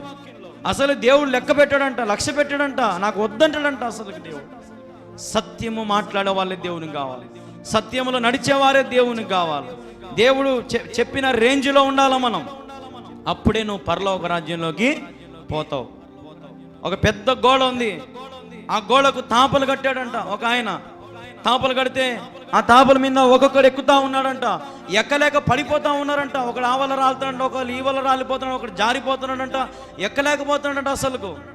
కానీ ఒక ఆయన చేతుల బైబిల్ పట్టుకొని, బైబిల్ ఆధారం చేసుకొని, మిగిలిన జీవితం అంతా నా దేవునికని ఆధారం చేసుకొని ఒక్కొక్క తాప ప్రార్థన చేసుకుంటూ ఎక్కుతున్నాడంట. గోడ మీదకి ఎక్కాడంట. అందరు పడిపోతున్నారంట. అడిగారంట అందరు, ఏరా నువ్వు ఎలాగెక్కావా గోడ, అంత ఎత్తు గోడ నువ్వు ఎట్లా ఎక్కినావు అంటే ఆయన గోడ మీద నుంచి అందరికి చెప్పినాడంట, నా గురి యేసు వైపే ఉంది కాబట్టి నేను గోడ ఎక్కగలిగాను అన్నాడంట. హల్లెలూయా. ఈరోజు మన గురి ఎలాగుంది, మనం పైకి ఎక్కుతా ఉంటాం, కింద నుంచి ఎవడో ఒకడు పిలుస్తాడు, జారిపోతాం. మందు తాగుదాం అంటాడు, సిగరెట్ తాగుదాం అంటాడు, జూదం ఆడదాం అంటాడు, మటక రాద్దాంరా అంటాడు. ఎన్నెన్నో పనులు, తప్పు పనులని మన చుట్టూ ఉన్నవారు మనతో చేసి మన గురిని పాడు చేస్తూ ఉన్నారు. కానీ ఈరోజు దేవుని సేవకునిగా నేను ఒక మాట చెప్తా, మీ గురి యేసు వైపే పెట్టుకొని మీరు తాపలెక్కి గోడ మీద ఎక్కాలి. మీరు పరలోక రాజ్యాలకు మీరు వెళ్ళాలి, మీరు దేవుని రాజ్యాలకు మనం వెళ్ళాలా. అది మన గురి, మన లక్ష్యం అది. ఒకవేళ ఈ లోకంలో నువ్వు ఎంత సంపాదించావు అని ఎవరు అడగరు, ఎవరు నీ గురించి అసలు పట్టించుకోరు, నీ దగ్గర ఎంత ఉందని కూడా అడగరు. కానీ దేవుడు ఒక్కటే అడుగుతాడు, నీ దగ్గర ఎంత ఉందని నేను అడగను ఆయన, నాకు నువ్వు కావాలి. నీ హృదయం నేను ఉన్నానా, నా వైపు ఉన్నావా, నువ్వు ఎవరి వైపు ఉన్నావు, నువ్వు నా వైపు ఉన్నావా, సైతాన్ వైపు ఉన్నావా అని దేవుడు అడుగుతాడు. ఈ రోజున దేవుడు నీకు బలమునిచ్చినాడు, శక్తినిచ్చినాడు, జ్ఞానమునిచ్చినాడు, ధైర్యంనిచ్చినాడు. ఏ కదవ లేకుండా ఇన్ని మేలులు నీకోసం చేస్తా ఉంటే ఆజ్ఞలు పాటించడానికి ఏమైంది మీకు? విశ్రాంతి దినం పాటించడం ఏమైంది మీకు? ఆయన మందిరంలో ఉంటే ధన్యులమని దేవుని వాక్యం సెలవిస్తూ ఉంది. ఇంతకంటే గొప్ప ధన్యత నీకు ఇంకెక్కడ దొరుకుతుంది? ఇంతకంటే నీకు గొప్ప ప్రేమ నీకు ఎవడు ఇవ్వగలుగుతాడు? ఇంతకంటే నీకు ప్రాణం పెట్టేంత పెద్ద మనిషి ఇంకొకడు ఎవడున్నాడు? ఏ దేవుడు ఉన్నాడు నీకు? యేసు లాంటి దేవుడు జగమున లేడంట. హల్లెలూయా. యేసయ్యలో కొంచెము కూడా పాపం లేదంట. యేసయ్యలో అసలు ఏ లోపం లేదు. యేసయ్యలో ఆయన కేవలం నీ కోసం వచ్చినాడు, నీ కోసమే మరణించినాడు, అంతే. నా కుటుంబం కోసం రాలే ఆయన, లేదంటే నా బిడ్డల కోసం రాలేదు ఆయన. ఎవరి కోసం వచ్చాడు ఆయన? నా కోసం. అనండి అందరూ, నా కోసం అనండి అందరు కూడా. నీ కోసం వచ్చాడు యేసయ్య, నా కోసం వచ్చాడు యేసయ్య. కాబట్టి యేసయ్య వచ్చాడు నీ కోసం, మళ్ళా రెండోసారి రాబోతా ఉన్నాడు. మేఘాల మీద రాబోతా ఉన్నాడు, మేఘారుడిగా రాబోతా ఉన్నాడు. ఈరోజు ప్రభుకు లోబడి ప్రభుకు తగినట్టుగా నువ్వు ఉంటే ప్రభు నిన్ను బలపరుస్తాడు, ప్రభు నిన్ను ఇంకా దీవిస్తాడు. చూడండి, ఒక మాట చూపిస్తాను. ఇర్మియా గ్రంథం 33:3 చూడు, నీవు గ్రహింపలేని గొప్ప సంగతులను నీకు తెలియజేతును. హల్లెలూయా. ఈ మూడే మూడు లైన్లు. నీవు గ్రహింపలేని, ఫస్ట్ ఇదేంటి చెప్పండి అమ్మ అందరు. నీవు గ్రహింపలేని, రెండవది గొప్ప సంగతులను, మూడవది నీకు తెలియజేతును. నువ్వు గ్రహించలేని గొప్ప సంగతులు దేవుడు చేస్తాడంట. ఇంకా నువ్వేం చేసుకోగలుగుతావు? ఇంకా నీ వల్ల ఏమవుతుంది? ఇంకా నువ్వు ఊహించలేని మేలులు దేవుడు చేస్తున్నాడంట. గొప్ప సంగతులు అంట, మామూలు సంగతులు కాదు. ఏం సంగతులు అంట? ఈ గొప్ప సంగతులు. గొప్ప సంగతులు మనకు తెలియజేస్తాడు ఆయన. ఈరోజు ఈ సేవకుని ద్వారా మీకు ఎన్నో గొప్ప గొప్ప సంగతులు, ఈ ఊరికి వచ్చినప్పటి నుంచి ఇంతవరకు ప్రతి ప్రసంగంలో గొప్ప గొప్ప సంగతులు దేవుడు మాట్లాడుతూ ఉన్నాడు. చాలా మంది అనుకుంటారు ఏదో కళ్యాణ్ బాబు విమర్శిస్తూ ఉన్నాడు, కళ్యాణ్ బాబు ఏదో కొంతమందిని టార్గెట్ చేసి మాడుతున్నాడు, కళ్యాణ్ బాబు ఏదో కొంతమంది గురించి ఎత్తి పొడుస్తూ ఉంటాడు. అట్లేం ఉండదు. ఎప్పుడు కూడా దేవుని వాక్యం ఆధారము చేసుకునే ప్రసంగాలు జరుగుతూ ఉంటాయి. హల్లెలూయా. నేను ఎన్నోసార్లు చెప్తా, మాట్లాడేది నేను కాదు, నాతో మాట్లాడించేవాడు దేవుడు. హల్లెలూయా. ఈరోజున మన జీవితంలో గ్రహింపలేని గొప్ప సంగతులు దేవుడు చేయడానికి సిద్ధంగా ఉన్నాడు. గ్రహింపలేని కార్యాలు, నీ ఊహకందని కార్యాలు, లెక్కకు మించిన మహిమానితుడైన దేవుడు నీ జీవితంలో కార్యాలు చేయబోతా ఉన్నాడు. అడుగుదాం ప్రభుని, ప్రభువా నా జీవితంలో గొప్ప సంగతులు చేయి. గొప్ప సంగతులు చెప్పమంటావా? ఎన్ని చేశాడని ఇంతవరకు మన జీవితంలో? ఉదాహరణకు సింపుల్ కొన్ని వదులుతా చూడండి. ఆరోగ్యం బాగాలేకపోతే, మన పని అయిపోయింది అనుకున్నప్పుడు అదొక గొప్ప సంగతి. మన బతకడం, మన పక్కన నుంచి ఎన్నోసార్లు యాక్సిడెంట్ మిస్ అయి ఉంటాం, గొప్ప సంగతి. గర్భఫలం ఇవ్వడం గొప్ప సంగతి. ఉద్యోగాలు రావడము ఏం సంగతి? అది గొప్ప సంగతి. వివాహాలు జరగడం ఏం సంగతి? అది గొప్ప సంగతి. ఏందనుకుంటున్నారు? ప్రతి ఒక్కటి దేవుడు గొప్ప సంగతులు చేర్చానే వచ్చాడు మీ జీవితంలో ఇంతవరకు. ఆయన లేకపోతే మనం అస్సలు లేం. ఎంతో మంది గొప్ప గొప్ప వాళ్ళు, పెద్ద పెద్ద వాళ్ళు ఈరోజు ఈ లోకంలో పడిపోతా ఉన్నారు, చెడిపోతా ఉన్నారు. అసలు ఏం చేయాలో అర్థం కావడం లేదు. డబ్బేమో కోట్లు ఉంది, కానీ సంతోషం లేదు, సమాధానం లేదు, ఆనందం లేదు. కానీ మన దగ్గర ఏమీ లేకున్నా మనతో యేసయ్య ఉన్నాడు. హల్లెలూయా. ఏమి ఉన్న లేకున్నా, ఎవరు నాకు లేకున్నా, యేసునందే ఆనందింతును, యేసయ్యనే ఆరాధింతును, ఆరాధింతును, ఆరాధింతును, యేసయ్యనే ఆరాధింతును, యేసయ్యనే ఆరాధింతును. హల్లెలూయా. ఏమి ఉన్నా లేకున్నా, ఎవరు నాకు ఉంటే ఉంటారు, పోతే పోతారు. వాళ్ళ గురించి ఆలోచన ఏంది? ఇప్పుడు సంఘానికి వస్తారు, పోతా ఉంటారు, వాళ్ళ గురించి ఆలోచన ఏంది? నడిపించేవారిని దేవుడు నడిపిస్తూ ఉంటాడు. సేవకుడా, నువ్వు భయపడద్దు, దిగులు పడద్దు. మన సంఘం అంతా ఏమైపోతుంది నాయన, రోజు రోజుకి పలసపడిపోతుంది, భయపడద్దు. మొక్కాలంగి ప్రార్థన చేయి. సేవకుడా, నీ పక్షును దేవుడు ఉన్నాడు, తండోపతండాలకు నడిపిస్తాడు ఆయన. హల్లెలూయా. ఈరోజు ఎంతోమంది సేవకులు నాకు చెప్తా ఉంటారు, అయ్యా సంఘం పలసపడిపోతుంది అయ్యా, కరోనా వచ్చినప్పటి నుంచి ప్రార్థనకి రావడం లేదయ్యా, అందరూ ఇంట్లో యూట్యూబ్లకు అలవాటు పడినారయ్యా, టీవీలకు అలవాటు పడినారయ్యా, టీవీలోనే లైవ్లు పెట్టుకొని చూస్తున్నారయ్యా, కానుకలు అట్నే కొడుతున్నారయ్యా, మేము సేవను నమ్ముకొని వచ్చినామయ్యా, మాకు తిండేట్లయ్యా.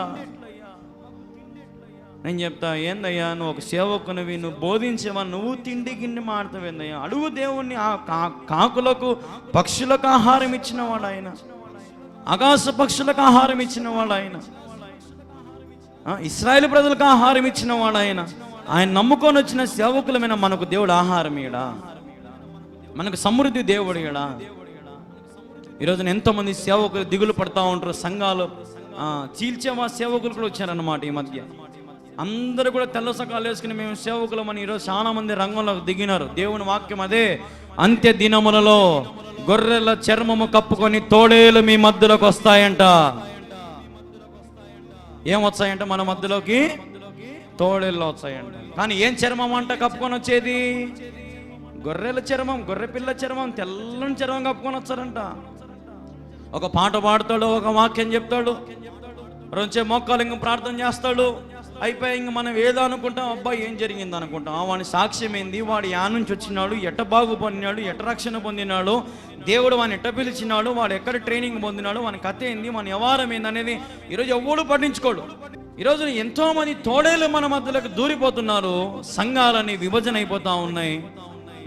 మునుపట్టున్నటువంటి ఐక్యత, మునుపట్టున్నటువంటి సంతోషము ఈరోజు చాలా గ్రామాలలో కనపడడంలా ఎన్నో సంఘాలు ఈరోజు పతనం అయిపోతూ ఉన్నాయి, కూలిపోతూ ఉన్నాయి.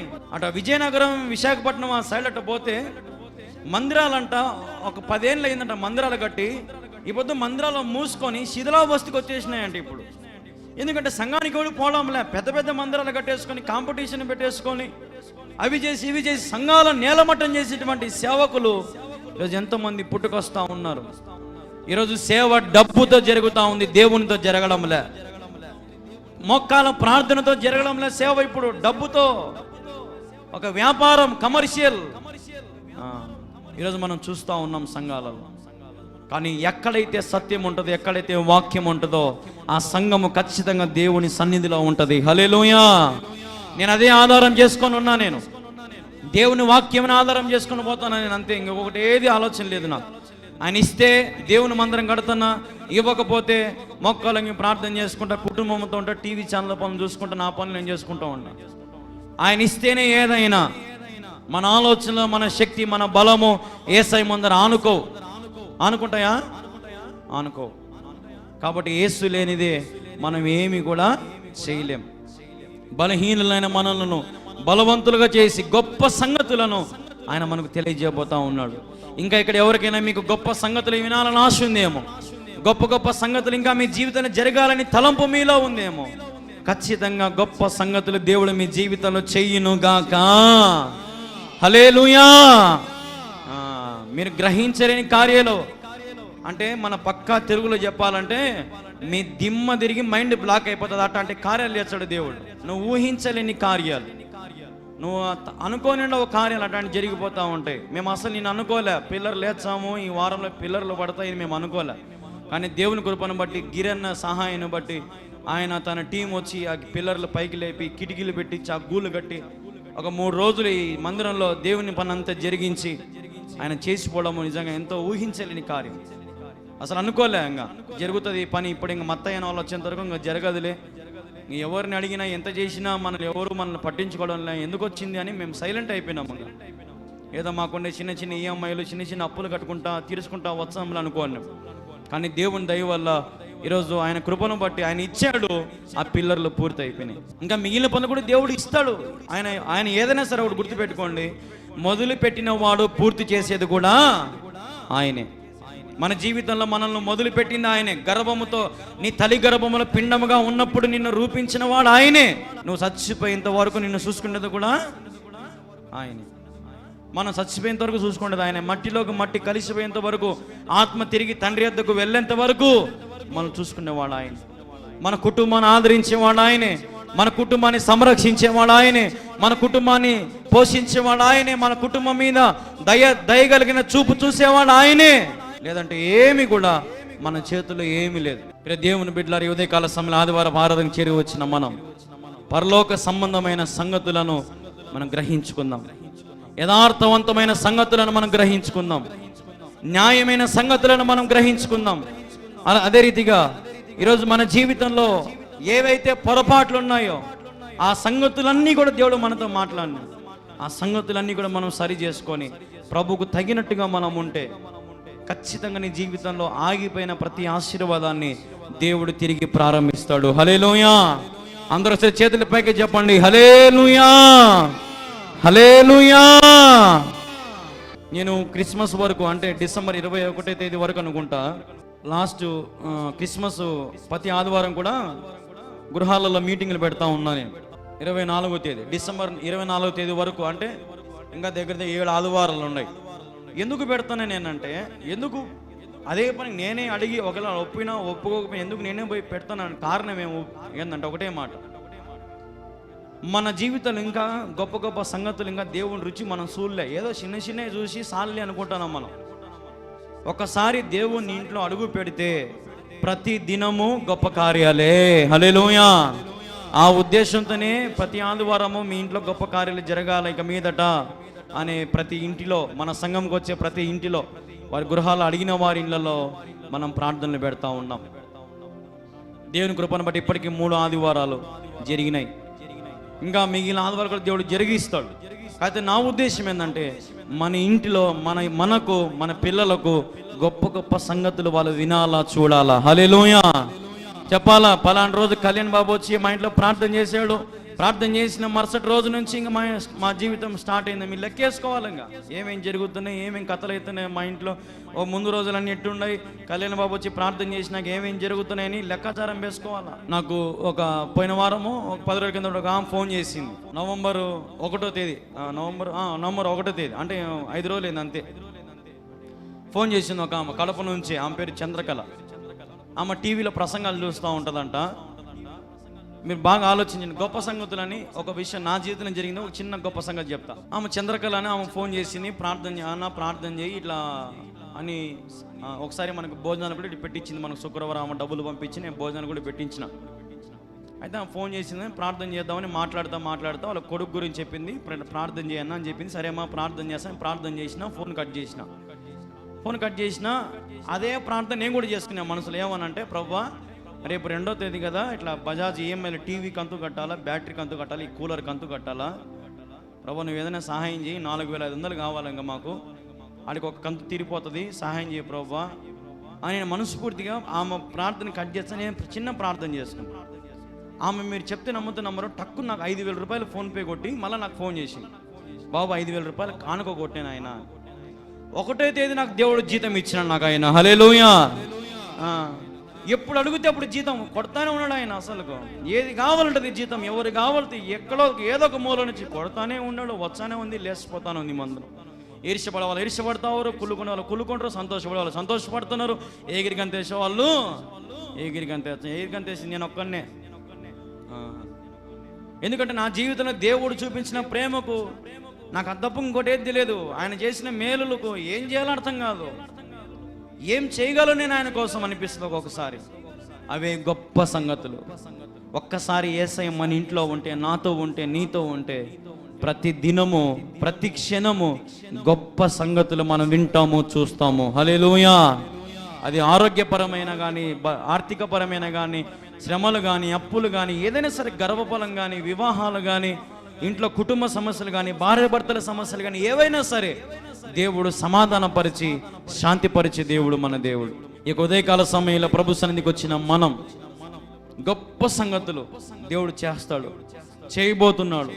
విశ్వాసంతో మనం అడుగుదాం, ప్రభువా యాకోబును ప్రేమించిన దేవుడు నన్ను కూడా అదే రీతిగా ప్రేమించిన ప్రభువా, నేను బలహీనునైనా అని మనం తగ్గించుకొని రిక్తులుగా ఆయన శరీరం, ఆయన రక్తంలో మనం చేయవేయాలి. ఇప్పుడు కాబట్టి ఏదో పోయిన వారం నుంచి శనివారం దాకా నానా పనులు చేసి సిగరెట్లు లేదంటే మందులు బూతులు నానాగా రకమైన పనులన్నీ చేసుకొని నానా ఒక అల్లరంతా పూసుకొని మషంతా పూసుకొని వచ్చి ఇప్పుడు మేము సబ్బు పూసుకొని స్నానం చేస్తామంటే ఆ మసి ఒక్క రోజుకే పోతుందా? పోదు. కాబట్టి మీరు పరిశుద్ధులుగా ఉండాలా, రిక్తులుగా ఉంటేనే ప్రభు బలలో చేవేయండి. లేదంటే అసలు బాప్తిజం తీసుకుని ఏం ప్రయోజనం? ఎందుకు తీసుకోవాలమ్మగా మీరు బాప్తిజం? నాకు అర్థం కాదు. అంత నిష్టగా లేనప్పుడు, అంత చేతగానప్పుడు ఎందుకు మీరు బాప్తిజం తీసుకోవాలా? ఎందుకు మీరు ప్రభు బలలో దొంగగా బలలో చేయవేయాలి? ఏమంత తీట పట్టింది మనకు? నాకు అర్థం కాదు. ఎందుకు లేనిపోని శాపం ఎందుకు తెచ్చుకోవాలా మనము? మీకు నచ్చడంలే, ఇష్టానుసారంగా ఉండండి, అంతే కదా.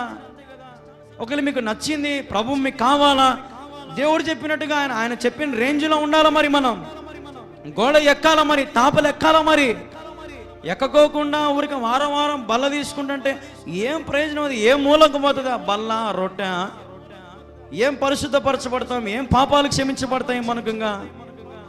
ఈరోజు మనం ఆలోచన చేయాలి. యవనస్తులు, పెద్దలు, పిల్లలు, వృద్ధులు అందరూ కూడా ఈరోజు బలలో ఎవరైతే చేయవేస్తున్నారో మీ హృదయానుసారంగా మిమ్మల్ని మీరు పరీక్షించుకోండి. పరీక్షించుకుంటేనే వాక్యంలో ఫస్ట్ చెప్పిన మీ ప్రవర్తనను జాగ్రత్తగా చూచుకొనవలెను. అంటే మీదే బాధ్యత. ఇచ్చేవాంది నాదేం కాదు. మీరు తెలుసో తెలియకో మీరు ఏం చేస్తారో తెలియదు. ఒకవేళ కొంతమంది నాకేం తెలుసు, నేను ఇచ్చేయడమే నా పని. చూసుకోవాల్సిన పని ఎవరిది? మీది, నాది. మీరు చూసుకోవాలి. ఒరే నేను కరెక్ట్గా ఉండే బల్ల తీసుకుంటున్నానా, లేదంటే ఏమన్నా నాలో ఉండాయా, ఇంకా నాలో ఏమైనా ప్రవర్తన సరిలేదా, ఇంకా నేను ఏమైనా దేవుని తగినట్టుగా ఉన్నానా లేదా అని పరీక్షించుకొని ప్రభు బలలో చేయవేయాలి. అన్యాయపు సొమ్ము తీసుకునే వాళ్ళు, లేదంటే అన్యాయమైన మాటలు, అన్యాయపు తలంపులు, పగలు, ప్రతీకారాలు, ఇంటి దగ్గర భర్తతో సమాధానం లేకుండా, భార్యతో సమాధానం లేకుండా, పిల్లలతో సమాధానం లేకుండా, లేదంటే పొరుగింటులతో ఎదురింటులతో బూతులు, గొడవలు ఇవన్నీ పెట్టుకొని వచ్చి మసంతా పూసుకొని వచ్చి బల తీసుకుంటామంటే మీకే శాపం. శాపముతో కొట్టబడతావు. తరతరాలు శాపం వస్తుంది. దేవుని శరీరము, దేవుని రక్తం మామూలు విషయం కాదు. ఏదో లైట్గా తీసుకొని ఏదోలే కళ్యాణం కల్పించాడు, మా వాడే కదా, మా అల్లుడే కదా, మా బాబాయ్ కదా, మా అల్లుడే కదా, లేదంటే మా కొడుకే కదా, మా మనవడే కదా అని తీసుకున్నారనుకో నాకేం కాదు, మీకే ఇబ్బంది. కాబట్టి చాలా జాగ్రత్తగా ఉండి మనం ప్రభు బలలో చేయవేయాలి. ఎందుకంటే చూడండి ఒక మాట, మలాకి 1:2 మనం చూస్తే, అయితే నేను యాకోబును ప్రేమించి తిని, ఇదే యెహోవా వాక్కు. నిన్ను ప్రేమించిన దేవుడు యెహోవా వాక్కు. ఇది యెహోవా వాక్కు ఒకటే. ఆయన నిన్ను ప్రేమించుచున్నాడు కనుక నీవు కూడా ఆయనను ప్రేమించాలి. హల్లెలూయా. నీవు నా యందును, నేను నీ యందును నిలిచేవాడు ఆయన. నువ్వేం చేస్తే అది తిరిగి చేసేవాడు ఆయన. అది గుర్తుపెట్టుకోగా.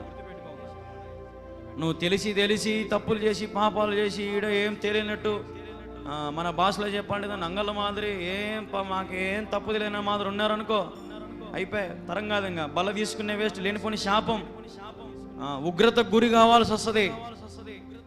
కానీ ఎవరైతే దేవునికి లోబడతారో, మీరు ఏ స్థితిలో ఉన్నా సరే, మీరు ఎటువంటి పరిస్థితిలో ఉన్నా సరే, ఎవరి గురైతే దేవుని మీద ఉంటుందో వారిని ఖచ్చితంగా దేవుడు ఉన్నతంగా ఇందని మీకు చెప్పిన గొప్ప మహిమ ఆయన మనకు కనపరుస్తాడంట. హల్లెలూయా. ఈ లోకంలో మనకి ఎక్కడ గొప్ప రాదు, ఎక్కడ నీకు గొప్ప పేరు కూడా రాదు. ఇది గుర్తుపెట్టుకో. నన్ను చాలా మంది అంటారు, ఈ మందిరం నీదే కదా, ఈ మందిరం నువ్వే కడుతున్నావా, నువ్వే కదా ఓనరు, నువ్వేనా పాస్టరు, ఈ డబ్బులు అంతే ఆడది, లేదంటే మీ నాయన ఇచ్చిన వాళ్ళు ఇచ్చినరా, అది ఇది. నేను ఒకటే మాట అంట, ఇదంతా దేవుంది, ఇదంతా దేవునికి మహిమ రావాలి. కళ్యాణ్ బాబు దేవుడు ఈరోజు ఉంటారు, రేపు పోతాడు. ఈ మందిరం యుగ యుగాలు నిలుస్తుంది దేవుడు వచ్చేంత వరకు. హల్లెలూయా. ఈ మందిరం నివసించేవారు దేవుని స్తుతించాలి. అది ప్రాముఖ్యత. ఒక యవనస్తుని దేవుడు వాడుకొని ఇంత మందిరం కట్టిస్తున్నాడంటే ఊరికనే కట్టిడు ఆయన. ఇది ఆయన మందిరం కాబట్టి ఆయనకే ఘనత రావాలా. కళ్యాణ్ బాబు దేవుడు మధ్యలో నాకు ఘనత రానికి, నాకేదో రావడానికి, మేరీకి రావడానికి, మా అమ్మమ్మకి రానికి లేదు. ఎవరికి ఇది ఘనత రాదీడా. ఘనత వచ్చేది ఎవరికి? దేవునికి. దేవునికి ఘనత రావాలా. అందుకే మన ఆలోచనలు ఎప్పుడు కూడా ఎవరికి ఘనత వచ్చేలాగా ఉండాలా? దేవునికి ఘనత వచ్చేట్టు ఉండాలా. నేను ఈ ఆలోచన చెప్తున్నా కళ్యాణ్ బాబుకు, ఈ ఆలోచన వల్ల దేవునికి ఘనత వస్తుందా, అది ఉండాలా మనకు. ఏదో కళ్యాణ్ బాబు దగ్గర ఈ పని చేస్తున్నా నేను, ఇది నాకు ఘనత వచ్చదా, కళ్యాణ్ బాబు ఘనత వచ్చదా, దేవునికి ఘనత వచ్చదా, ఎవరి ఘనత కోసం మనం పని చేస్తున్నాం. ఈడ కొంతమంది ఎగురు కొడతారు. ఇప్పుడు ఉదాహరణకి ఆదివారము మనము పరిచర్లు వేసినాం, డ్యూటీలు వేసినాం. కొంతమంది మేము మర్చిపోయినాము, కొంతమంది మాకు ఇష్టం లేదు, కొంతమంది రారు. అది అది చెప్పాలా, నేను రాలేను, నా పేరు తీసేయి, వద్దు నాకు, నేను చేయలేను ఈ పని, ఈ మందిరంలో నేను పని చేయలేను, అయిపోయి తీసేస్తాం, అయిపోయి. ఒకసారి డ్యూటీకి ఎక్కించినాక నేను చెయ్యాలా అని తపన ఉండాలా, రావాలని తపన ఉండాలా, ప్రయాసపడాలా దేవుని సేవలో. ఎందుకు? ఎవరి ఘనత కోసం? అది కళ్యాణ్ బాబు కోసం వచ్చి పని చేస్తున్నారా? మీరు ఏమన్నాడా? కళ్యాణ్ బాబు ఏమన్నా మీకు ఏమైనా జీతాలు ఇచ్చి పెంచుతున్నాడా? పోనీ కళ్యాణ్ బాబు మీకేమన్నా ఆరోగ్యాలు, మీకేమన్నా కీర్తి, లేదంటే డబ్బులు, లేదంటే మీకేమన్నా గొప్పగా ఏమన్నా ఇచ్చినాడా కళ్యాణ్ బాబు? ఏమన్నా? దేవునికి ఘనత రావాలా. ఎవరికి రావాలా ఘనత? దేవునికి ఘనత. దేవుని మందిరంలో ఒక్క దినము గడుపుట 1000 దినముల కంటే శ్రేష్టం. ఒక్క దినం ప్రభు దగ్గరకు వచ్చినప్పుడు మనస్ఫూర్తిగా వచ్చి, ప్రభువా ఇదిగో నీకే ఘనత రావాలని హృదయం కుమ్మరించి ప్రభు దగ్గర కుమ్మరించి ఏడ్చి మొరపెట్టుకుని, ప్రభువా ఇదిగో నా జీవితం అని ప్రభుకి ఇచ్చేసే. నీ జీవితం ఏ కొదవలు లేకుండా ఆయన చూసుకుంటాడు. యాకోబుని ప్రేమించిన దేవుడు, దావీదుని ప్రేమించిన దేవుడు, దానియేలుని ప్రేమించిన దేవుడు, నిన్ను నన్ను కూడా ప్రేమించే దేవుడు. సింహము బోన్లో ఉన్న దానియేలును ఒక్క గాయము కూడా తాలుకోకుండా, కనీసం గోరు కూడా గీసుకోలే దానియేలు. ఏం కాపుదల అది, ఏం కాపాడడం అది, ఏం కథ? మనం కుక్క పక్కన పోతే కుక్కకు భయపడతాం, పంది పోతే పందికి భయపడతాం, లేదంటే చిన్న బొద్దింకి వచ్చినా భయపడతాం, బల్లి వచ్చినా భయపడతాం, ఎలకొచ్చినా భయపడతాం. దానియేలు సింహాలకు ఎదురుగా నిలబడి ప్రార్థన చేశాడంటే ఏమి ధైర్యం అమ్మ దానియేలుది. అసలు ఆ టైంలో మనకు ప్రార్థన చేయాలని ఆలోచన వచ్చదా? మనకు మన ఆలోచన ఎన్ని వచ్చాయో. ఆ సింహాన్ని శీలుచా, ముందు ఏది అడిగి ముందుకెచ్చే దాన్ని కాలుతో తన్నుతా అని మనం ఆలోచన చేసుకుంటాం. కానీ దానియేలు దేవుని మీద భారం పెట్టి దేవుని మీద ఆనుకొని ఉన్నాడు. సింహాలన్నీ ఏమైపోయినాయంట? నోరు మూసుకొని కూర్చొని ఉన్నాయని. ఎందుకంటే ఆ సింహాల కళ్ళకు దానియేలు కూడా ఒక సింహం మాదిరి కనపడినాడంట, కొదమ సింహం మాదిరి కనపడినాడంట. ఓయమ్మ, దానియేలు మీదికి పోతే దానియేలే మనల్ని కరిసేట్టున్నాడు, మనల్ని చంపేట్టున్నాడు అని సింహాలన్నీ పక్కకు పోయినాయంట. చూసినారా? దేవుడు ఎంత గొప్పవాడు, ఎంత గొప్ప సంగతులు చేస్తాడో. ఈరోజు మన జీవితంలో కూడా గొప్ప సంగతులు దేవుడు చేస్తాడు. చనిపోయిన వారిని లేపిన తినవాడు, రోగులను బాగు చేసిన వాడు. ఒకటి కాదు, రెండు కాదు, చెప్పుకుంటా పోతే ఎన్నో బతుకున్న 33.5 సంవత్సరంలో 30 సంవత్సరాల తల్లిదండ్రుల దగ్గర ఉండి 3.5 సంవత్సరం సేవ చేసి 3.5 సంవత్సరాల దేశాన్ని, ప్రపంచాన్ని కదిలించాడంటే ఇట్లాంటి గొప్ప వ్యక్తి ఎవడున్నాడు? ఇంకా 3.5 సంవత్సరమే. 3.5 సంవత్సరం అయితే ఇప్పటికి యేసుప్రభు చచ్చిపోయి 2023 సంవత్సరాలు అయింది. యేసుప్రభు పుట్టి 2023 సంవత్సరాల క్రితం. ఈ 2023 సంవత్సరం ఇంకా మనం ఆయన పేరు మర్చిపోలే. ఇంకా ఆయన కొన్ని వేల సంఘాలు కడతానే ఉన్నారు. ఇంకా పల్లెలలో, టౌన్లలో పడతాడు. ఇంకా చర్చిలు కడతానే ఉన్నారు, మందిరాలు లేచానే ఉన్నాయి, సంఘాలు పెరుగుతానే ఉన్నాయి, మనుషులు మారుతానే ఉన్నారు, యేసుప్రభు నమ్ముకుంటానే ఉన్నారు. ఎందుకంటే యేసుప్రభు నా సొంత రక్షకుడు, యేసుప్రభు మన రక్షకుడు, యేసుప్రభు అందరికీ ప్రభు. ఆయన నా నిమిత్తమై రక్తము కార్చిన దేవుడు. హల్లెలూయా. కాబట్టి ఏదో నీ భక్తి క్రిస్మస్కో, ఈస్టర్కో, గుడ్ ఫ్రైడేకో, అంటే దుఃఖ దినాలకో కాదు నీ పండగ. నీ భక్తి 365 రోజులు నీ జీవితం ఏం కనపడాలా? భక్తి కనపడాలి. లేచినప్పుడు ప్రార్థన, కూర్చున్నప్పుడు ప్రార్థన, పనుకున్నప్పుడు చిన్న ప్రార్థన, తినేటప్పుడు చిన్న ప్రార్థన, ఏదైనా పని మొదలు పెట్టినప్పుడు ఒక చిన్న ప్రార్థన. ఇట్లాంటి ఉండాలా మన జీవితంలో. అప్పుడు దేవుడు మనల్ని దీవిస్తాడు. సమయానికి ప్రభు దగ్గరికి రావడం, చర్చిలో కూర్చున్నప్పుడు మన ఆలోచనలు, మన ప్రవర్తన, మన బిహేవింగ్, మన మాటలు, మన క్రియలు ఎట్లున్నాయో అన్నీ కూడా మనం లెక్కేసుకోవాలి. ఎన్నోసార్లు చెప్తా నేను, ఎవడైతే ఏ గొర్రె అయితే ఒక కాపరి దగ్గర ఉంటుందో ఆ గొర్రె చాలా గారాభంగా పెరుగుతుందంట. ఆ గొర్రెను ఆ కాపరి చాలా బాగా చూసుకుంటాడంట. ఎందుకంటే ఆ గొర్రెను పేరు పెట్టి పిలుస్తాడు, అది పరిగెత్తు వస్తుంది. కాబట్టి ఈరోజు మనం కూడా ప్రభు సన్నిధికి వచ్చిన మనం ఒక దొడ్డిలో మనం ఉండాలి, ఒక కాపరి దగ్గర మనం ఉండాలి, ఒక కాపరి నీడలో మనం ఉండాలి. ఈరోజు మనుషులను చూసి మోసపోవద్దు. ఒక పాట కూడా ఉంది కదా, మనుషులను నమ్ముకొని మభ్యపడ్డాను, చదువును నమ్ముకొని ఏదో ఉంది ఇంకా తర్వాత. అంటే మనం మనుషులు నమ్ముకొని చదువును నమ్ముకొని, జ్ఞానాన్ని నమ్ముకొని, డబ్బును నమ్ముకొని ఎంత బతికినా లాస్ట్కి మనం మోసపోయేటోళ్ళమే, పడిపోయేటోళ్ళమే. కాబట్టి మనము దేవుణ్ణి ఆధారం చేసుకొని ఉంటే ఈ లోకంలో నీకు ఘన విజయం దేవుడు ఇస్తాడు. ఈ లోకంలో నీకు గొప్ప కార్యాలు దేవుడు జరిగిస్తాడు. నీ జీవితంలో ఏది కావాలంటే అది దేవుడు చేస్తాడు. కాబట్టి ప్రభువుని అడుగు, ప్రభువా నా జీవితంలో నువ్వేం చేయాలనుకుంటున్నావు? ఇదిగో ప్రభు, ఇంతకాలం ఎట్టబడతాడో జీవించినాక ఇప్పుడు నుంచైనా నేను నీకోసం బతుకుతావు ప్రభు అని మంచిగా యథార్థంగా మనం ఉండాలి. ఈరోజున మన జీవితంలో మనం ఏమేమి లోటుపాట్లు మనలో ఉన్నాయి, ఆ లోటుపాట్లు అన్నీ మనం క్రీస్తు దగ్గర సరి చేసుకొని ఆ క్రీస్తు రక్తంలో, ఆ శరీరంలో మన పాలి భాగస్తులు అవ్వాలి. ఎందుకంటే ఒక మాట, యేసయ్య చనిపోయిన క్షణము ఎట్లాంటిదంటే, ఆయన చనిపోయిన చివరి క్షణం వరకంట ఆయనలో ఉండే చివరి రక్తం బొట్టు కూడా టక్కని కింద పడిందంట. అయిపోయి ఆయనలో ఏం లేదు, ఇంకా రక్తం లేదు, ఇంకా ఆయనలో రక్తము లేదు, నీరు లేదు. ఎట్లుంటుంది పరిస్థితి? నీ కోసం నిలువెల్లా తన దేహాన్ని, తన ప్రాణాన్ని సమర్పించినవాడు, నిన్ను నన్ను క్షమించినవాడు, నీ నా పాపములు మోసినవాడు, లోక పాపములు మోసుకుని పోయిన దేవుని గొర్రెపిల్లగా అని లోకానికి వచ్చి మన నిమిత్తమై వేలాడబడ్డాడు, వెలివేయబడ్డాడు, త్యాగిగా మార్చబడ్డాడు. ఈరోజు ఇంకా మనలో ఇంకా మారు మనసు రక్షణ లేకపోతే, ఏదో ఈ వాక్యం చెప్పేంత వరకు రోషంగా బతుకుతే ఇంక ఇటు బతకాలు అనడం కాదు. వాక్యం అయిపోయినా కూడా రోషంగా, కఠినంగా మనలో మనము రాళ్ళతో కొట్టుకొనైనా సరే, తప్పులైనా సరే, దేవుని వాక్యం ఉంది, నీ కన్నుని అభ్యంతరపరిచినలా నీ కన్నుని తీసేసుకో, నీ చేతులు అభ్యంతరం, నీ చేతిని తీసేసుకో, నీ కాళ్ళు తీసేసుకో, పరలోక రాజ్యానికి పోనీకి నువ్వు కుంటోడవైనా సరే పరలోక రాజ్యానికి పోతావు.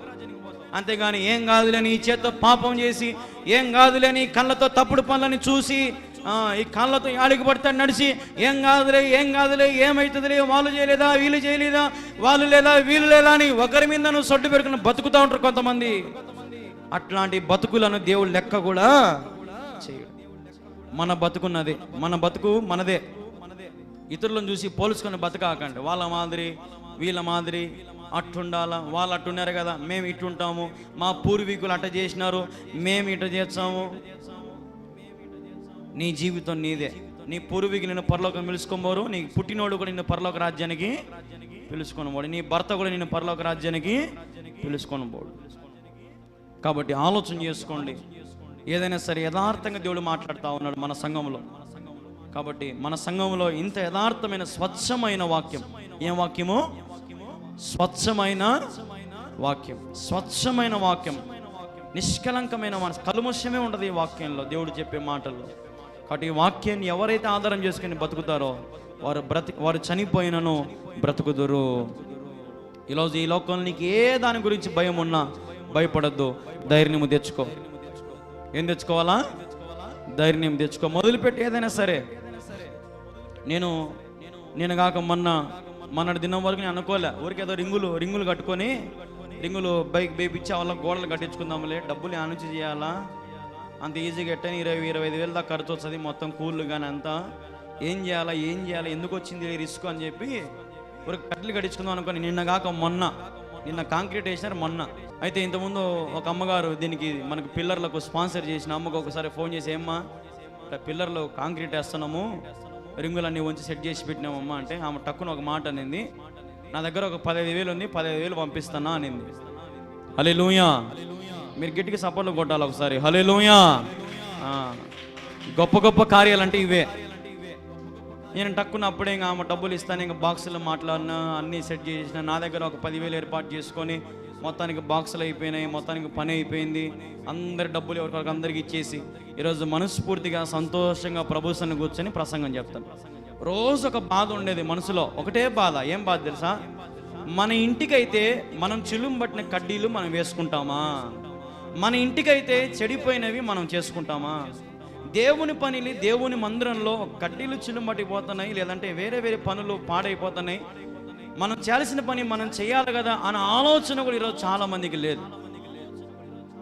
ఎంతో బాధ రోజు చూసినప్పుడల్లా, ఒరేని ఇటైతే మన ఇంటికి మనం పెట్టుకుంటామా, మన ఇంటికైతే మనం ఇట్లాంటి వేసుకుంటామా, దేవుని మందిరం కదా అని చిన్న చూపు అయిపోయింది చాలా మందికి. మన సొంత పనులు, సొంత ఆలోచనలు ఎక్కువ అయిపోయినాయి ఈరోజు మనుషులకి. మనం ఇదే కాదు, ప్రతి పని అంతే. దేవుని పని అంటే చాలు చాలా మంది ఈరోజు చిన్న చూపు, దేవుని పని అంటే చాలు తప్పించుకోవడం, దేవుని పని అంటే చాలు సాకులు చెప్పడం, దేవుని మందిరం అంటే చాలు సాకులు చెప్పడం అలవాటు అయిపోయింది. ఎన్ని చేసినాడురా దేవుడు మీకు, ఎన్ని చేసినాడమ్మా మీకు దేవుడు ఈ రోజున. ఏం తక్కువ చేశాడు మీకు దేవుడు?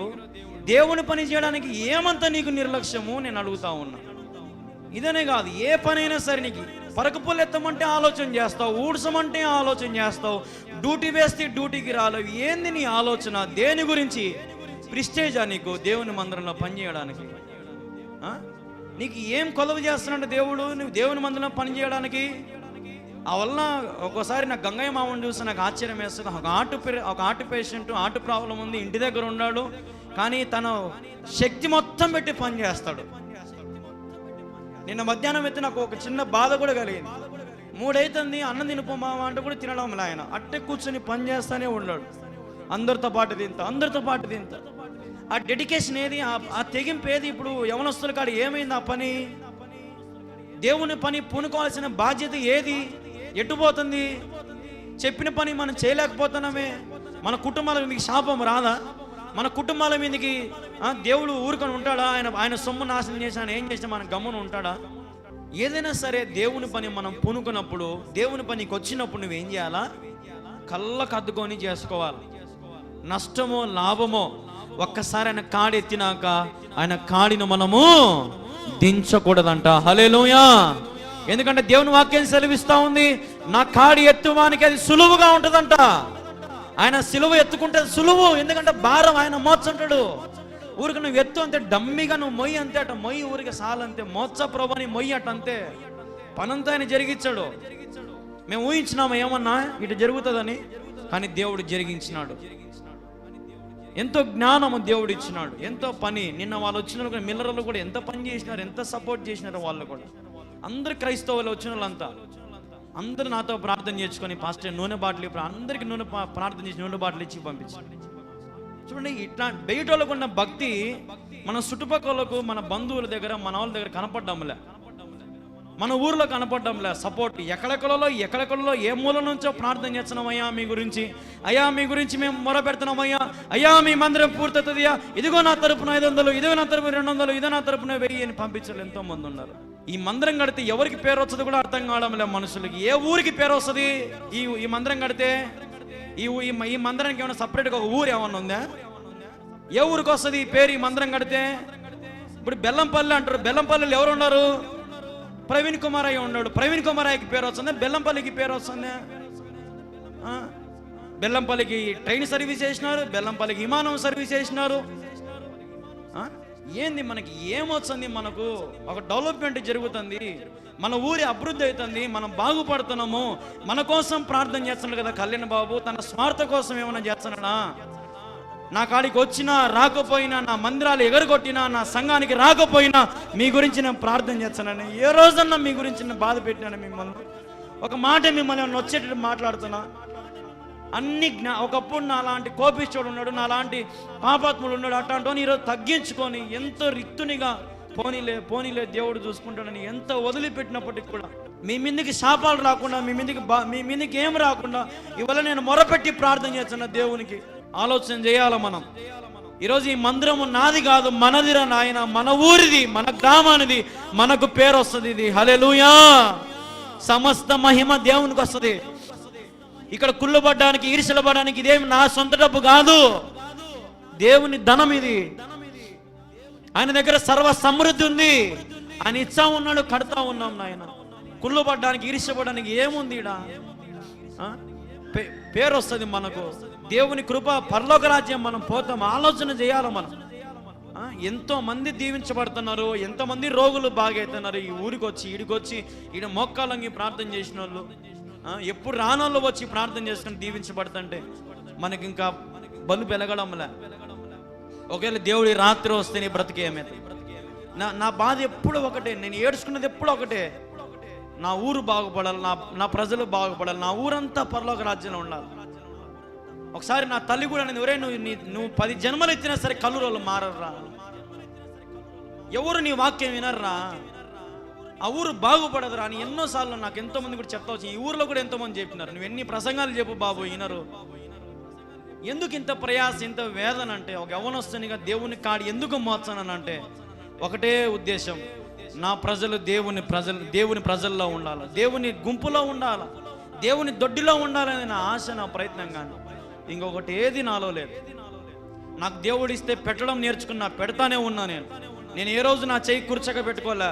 నా ఇంట్లో డబ్బాలు లేదంటే బీరవాళ్ళ నిండుతో డబ్బులు నేను ఏ పొద్దు వేసుకోవాలనుకుంటే ఎన్నో ఇప్పుడు లక్షలు కోట్లు అయిపోయింది. కానీ ఏ రోజు అట్లాంటి మనసు నాది కాదు.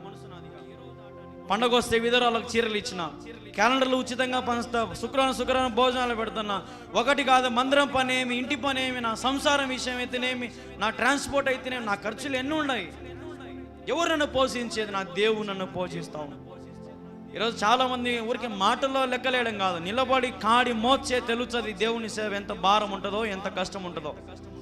కాబట్టి దేవుని సేవలో ఉన్నప్పుడు ఒక సేవకుని వీలైతే ప్రేమించండి, అంతేగాని ఆ సేవకునికి వెన్నుపోటు పొడిచి సహకరించుకోకుండా కుళ్ళుతో, ఈర్ష్యలతో, పగలతో, రాజకీయాలు, ఇంకల గుంతల్లో అట్లాంటి పనులు ఏమైనా ఉంటే మానుకోండి, బాగుపడతారు. దేవుని వాక్యం ఒక మాట ఉంది, నా సేవకుని తగిలిన వాడిని నా కన్నుగుడ్డు తగిలినట్టే అని ఉంది. ఇప్పుడు నీ కన్నుకాడికి ఈగ వచ్చింది అనుకో, ఈగనేం చేస్తావు? నువ్వు సంపుతావా? సంపవా? కానీ నేను దేవునికి చెప్తున్నా, ప్రభా సంపాకునైనా తెలుసో తెలియకో ప్రభా చేస్తున్నారు. ప్రభా ఈ ఊరికి వచ్చినప్పటి నుంచి ఇంతవరకు ఇదే ప్రార్థన. గర్భఫలాలు వచ్చినా చెప్పరు, గర్భఫలాలు వచ్చినా చర్చిలకి రారు, బాప్తిసాలు తీసుకున్న చర్చికి రారు. ఒక వారం ఈడ, ఒక వారం యాన్నెన్నో, ఒక వారం కొండకు, ఒక వారం లోయకు, యాన్నెన్నో కానుకలు, యాన్నెన్నో దశంభాగాలు, ఒక దొడ్డిలే, ఒక కాపరిలే, ఒక సంఘ పెద్దలే.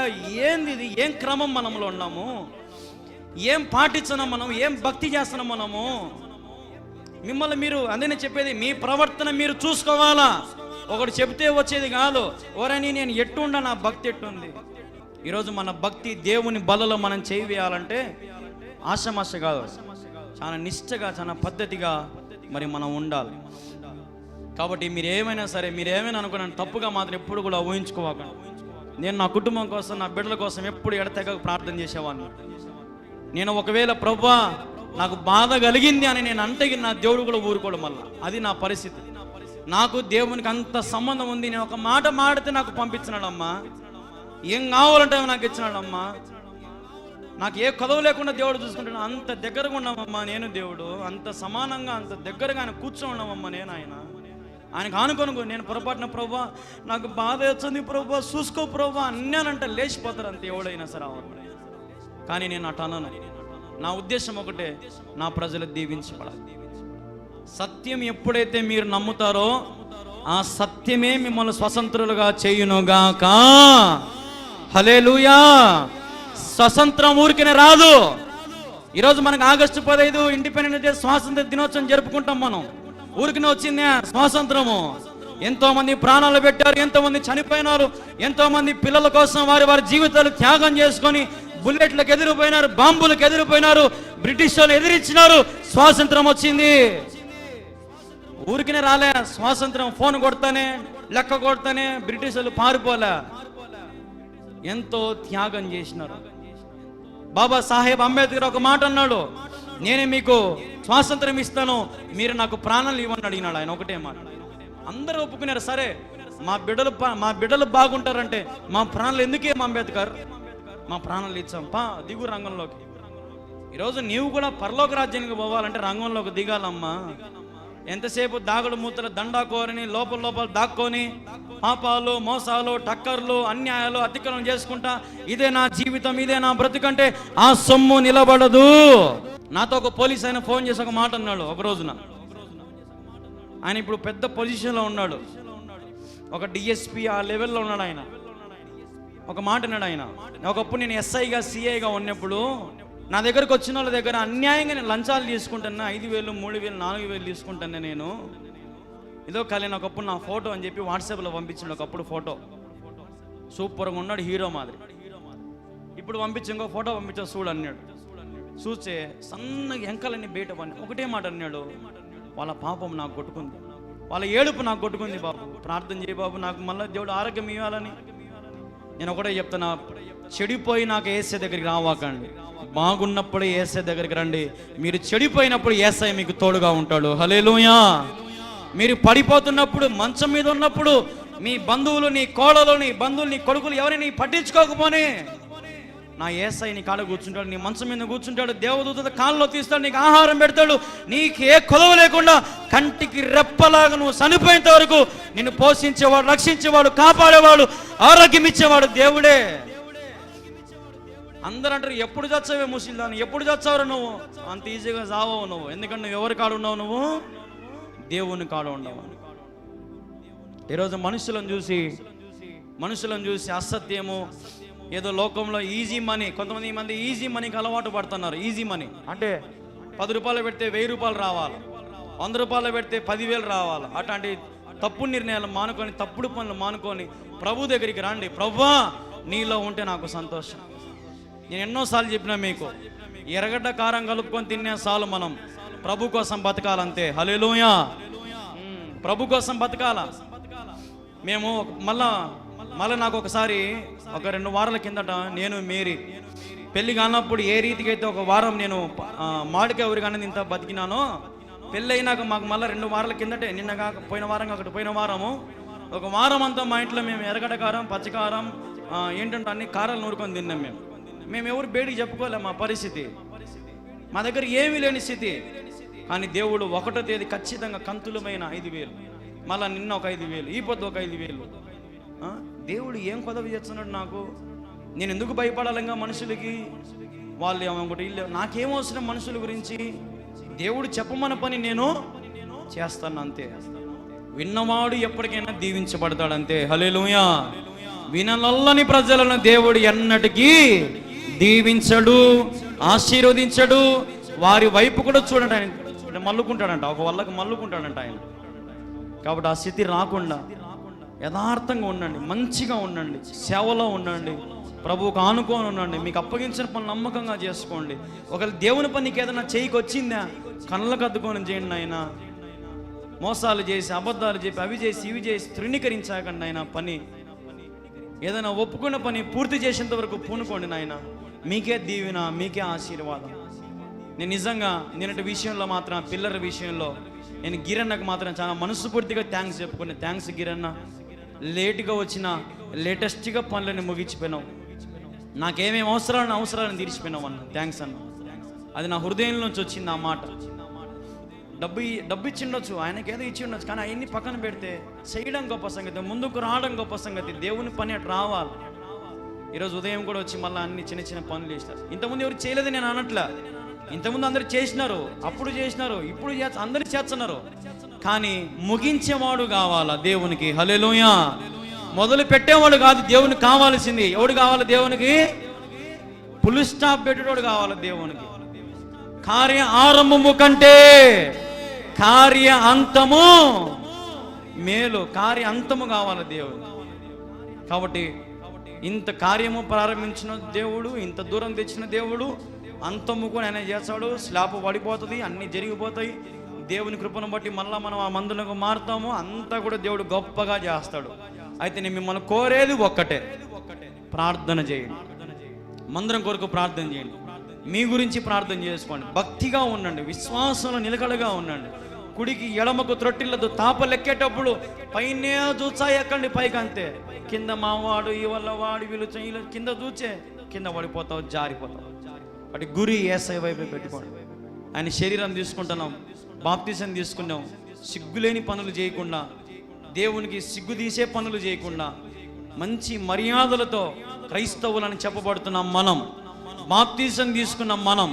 రోషము కలిగి దేవుని కోసం బ్రతకాల. హల్లెలూయా. రోషము కలిగి, ఇది గుర్తుపెట్టుకోండి ఈ మాట. మన దేవుడు మామూలుడు కాదు, రోషం గలవాడాయన. ఆయన సిగ్గు తీయకండి. బాప్తిసం తీసుకొని నానొక తప్పు పనులు చేసి, నానొక పనులు చేసి మీరారా క్రైస్తవులు అని అనిపించుకోవాకండి. మీరారా యేసు ప్రభుని కొలిసేది అనిపించుకోవాకండి. ఈ మాటలు ఎవరైతే వింటున్నారో నాకు తెలియదు, నేను ఎవరిని ఉద్దేశించి చెప్పడంలా. ఎవరికి తగులితే వాళ్ళు తీసుకోండి, నాకే అనుకోండి, మారడానికి ప్రయత్నించండి. అంతేగాని మనసులో పెట్టుకొని కుళ్ళి బాధపడాకండి. వదిలిపెట్టండి, విడిచిపెట్టండి. ఏమేమి ఉన్నాయో నీ ప్రవర్తన బాగుగా చూసుకున్నాము, జాగ్రత్తగా చూసుకున్నాము. దేవుని మందిరంలో నివసించు వారు ధన్యులు, వారు నిత్యము స్తుతించెదరు. హల్లెలూయా. ఒక్క వచనంతో చెప్పిన ప్రసంగం అంతా ఈరోజు. పెద్ద వచనం కూడా అవసరం లేదు, ఒక్క వచనంతోనే దేవుని మందిరంలో మనం ధన్యులం కావాలంటే ఈ అన్ని లిటికేషన్లన్నీ మనం చేసి పాస్ అయితేనే, నిత్యమైన శుద్ధిస్తేనే, ఆ నిబంధనలు ఆ ఆజ్ఞలు మనం పాటిస్తేనే, ఆయన పెట్టిన రేంజ్ మనం దాటితేనే పరలోక రాజ్యానికి మనము పోతాం. బాగా ఆదివారం వారం పొద్దున్నే చికెన్ తెచ్చుకోనికి కాళ్ళు చేతులు బలములు ఉంటాయి, మందిరానికి రానికి బలలో చేయడానికి బలం ఉండదు. ఇవన్నీ నేను చూసి ఏం చెప్పాలనో అర్థం కాదు, ఎట చెప్పాలనో అర్థం కాదు. ఇంక ఎంత చెప్పినా మనుషులలో మార్పు రావడంలే, ఆలోచన రావడంలే, ఓరని ఎట్లరా మా జీవితాలు ఏమైతేనేరని అర్థం కాకుండా పోతుంది రోజు రోజుకి. కాబట్టి అర్థం చేసుకోండి, ఇంకా మీదటైనా ఏదో ఇప్పుడు బాగుండం కదా, లక్షణంగా ఉండం కదా అనుకోబాకండి. ఇంకా కరువు దినాలు వస్తాయి, ఇంకా ఇబ్బంది దినాలు వస్తాయి, ఇంకా అవమానకరమైన దినాలు వస్తాయి, ఇంకా నిందలు పడే రోజులు వస్తాయి, అవమానాలు వచ్చే రోజులు వస్తాయి, తెగులు వస్తుంది, కరువు వస్తుంది, అన్నీ వచ్చాయి ఇంకా రోజు రోజుకి. ఈరోజు బాగుండని భుజాలు ఎగరేయడము, బాగలేనప్పుడు భుజాలు దించి పాస్టర్ ప్రార్థన చేయడము, ఇటన్నీ తిరగల్లో మానుకోండి. బాగున్నప్పుడు అంతా ఎగరేసేది, చర్చి దిక్కు కూడా చూసేదిలే. బాగలేనప్పుడు, గర్భఫలం కావాలన్నప్పుడు, ఉద్యోగాలు కావాలన్నప్పుడు, పెళ్ళిళ్ళు కావాలన్నప్పుడు వంగొంగి దండాలు పెట్టి మోసాలు చేయకండి దేవుణ్ణి. అంత ఎర్రోడేం కాదు దేవుడు, కనుక్కోలేనిదే పిచ్చోడేం కాదు ఆయన. నువ్వు ఎందుకు వచ్చినావు, ఏ దానికోసం వచ్చినావు అని చాలా మోసం చేస్తారు చాలా మంది దేవుని. రోజు ఇంకా మనుషులను మోసం చేసినంత ఈజీ కాదు దేవుని మోసం చేయడం. ఏటికే పసి కడతాడు ఆయన, నిన్ను లక్ష్య పెడతాడు ఆయన, ఏళ్ళ మీద లెక్క పెడతాడు ఆయన నువ్వు చేసిన తప్పులన్నీ. కాబట్టి జాగ్రత్తగా చూసుకో. ఇప్పటి నుంచి అయినా నీ ప్రవర్తన జాగ్రత్త, నీ మాట తీరు జాగ్రత్త, నీ నడవడిక జాగ్రత్త, నీ వస్త్రాలు జాగ్రత్త, ఎట్టేసుకుంటున్నావో వస్త్రాలు జాగ్రత్త, ఏ రీతిగా ఉన్నాయో నీ ఆలోచనలు జాగ్రత్త, నీ మనసులో ఎట్టుందో జాగ్రత్త. అన్ని అన్ని అన్ని అన్ని అన్ని తిప్పి కొడతాడు ఒక రోజున. ఆ రోజు రాకముందే జాగ్రత్తగా ఉండి చూసుకోండి, మిగిలిన జీవితం అంతా చూసుకోండి జాగ్రత్తగా. ఈరోజు అయినా రేపైనా ఎప్పుడు తెచ్చామో ఆ సావు వచ్చేంత వరకు, ఆ సావు మనం పిలిచేంత వరకు నమ్మకంగా ఉండండి. పరలోక రాజ్యం మనదే. హల్లెలూయా చెప్పండి అందరూ, పరలోక రాజ్యము నాదే. బిగ్గరగా చెప్పండి, పరలోక రాజ్యము నాదే. హల్లెలూయా. పరలోక రాజ్యం మనది, అది మన దేశం. ఇది మన దేశమే, అది ఇంకా గొప్ప దేశం, మన దేశం అది. బట్ ఆ దేశంలోకి మనం వెళ్ళాలంటే ఈ దేశంలో ఈ సైతాను తంత్రాలు, ఈ లోకంలో ఉన్న సమస్త వాటన్నిటి నుంచి, సమస్త దుర్నీతి నుంచి మనం విడుదల కలిగించుకొని బయటకు వచ్చి ప్రభు దగ్గరికి రావడం ఎంతో ఉత్తమం, ఎంతో శ్రేష్టం. వాటి ఆలోచన చేయండి. యేసు ప్రభు ఒక మతమో, ఒక పార్టీనో, ఒక కులమో, లేదంటే ఒక మనుషుల్ని, ఒక జాతి వాళ్ళను, ఒక రంగు వాళ్ళని ప్రేమించేవాడు కాదు ఆయన. అందరినీ ప్రేమిస్తాడు ఆయన, కుల మతాలకు అతీతంగా ఆయన ప్రేమించే దేవుడు. పెద్దలు చిన్నలు అని సమానమే, అందరూ సమానమైన దగ్గర అందరినీ ఐక్యతతో పిలిచేవాడు, అందరి కోసం పరలోక రాజ్యం కట్టేవాడు ఆయన. కాబట్టి ఈ లోకంలో నువ్వు ఎంత చేసినా, ఎన్ని చేసినా ఒక్కసారి ప్రభు దగ్గర ఒప్పుకొని విడిచిపెట్టి ప్రభు దగ్గరికి రా. నీ పాపాలను క్షమిస్తాడు, నీ పాపముని దుర్నీతిని ఆయన కడిగి పవిత్రపరిచి నేను రిక్తునిగా మార్చుకుంటాడు. ఆయన సౌందర్యమైన సియోనులో నీకు గొప్ప మహిమ ఆయన నీకు దయచేయబోతా ఉన్నాడు ఆయన. హల్లెలూయా. నీవు గ్రహింపలేని గొప్ప సంగతులు నీవు చూచెదవు. గొప్ప సంగతి అదే. ఇంకా లాస్ట్ గొప్ప సంగతి ఏదైనా ఉందంటే అది పరలోకమే. ఆ గొప్ప సంగతి మీరు చూడాలి. అది నేను కూడా అదే ఆశ. ప్రభా ప్రతిరోజు గొప్ప సంగతులు చేర్చానే ఉండవు, లాస్ట్ గొప్ప సంగతి అది నన్ను చూసుకో ప్రభా, నన్ను పెట్టుకో ప్రభా అని నా ప్రార్థన ఎప్పుడు అదే. కాబట్టి ఈ వాక్యం విన్న దేవుని బిడ్డలు మీరు కూడా ప్రభు వైపు లక్ష్య పెట్టుకోండి, ప్రభుకు ఆనుకొని ఉండండి. ప్రభు ఇంకా మిమ్మల్ని స్థిరపరిచి దీవిస్తాడు.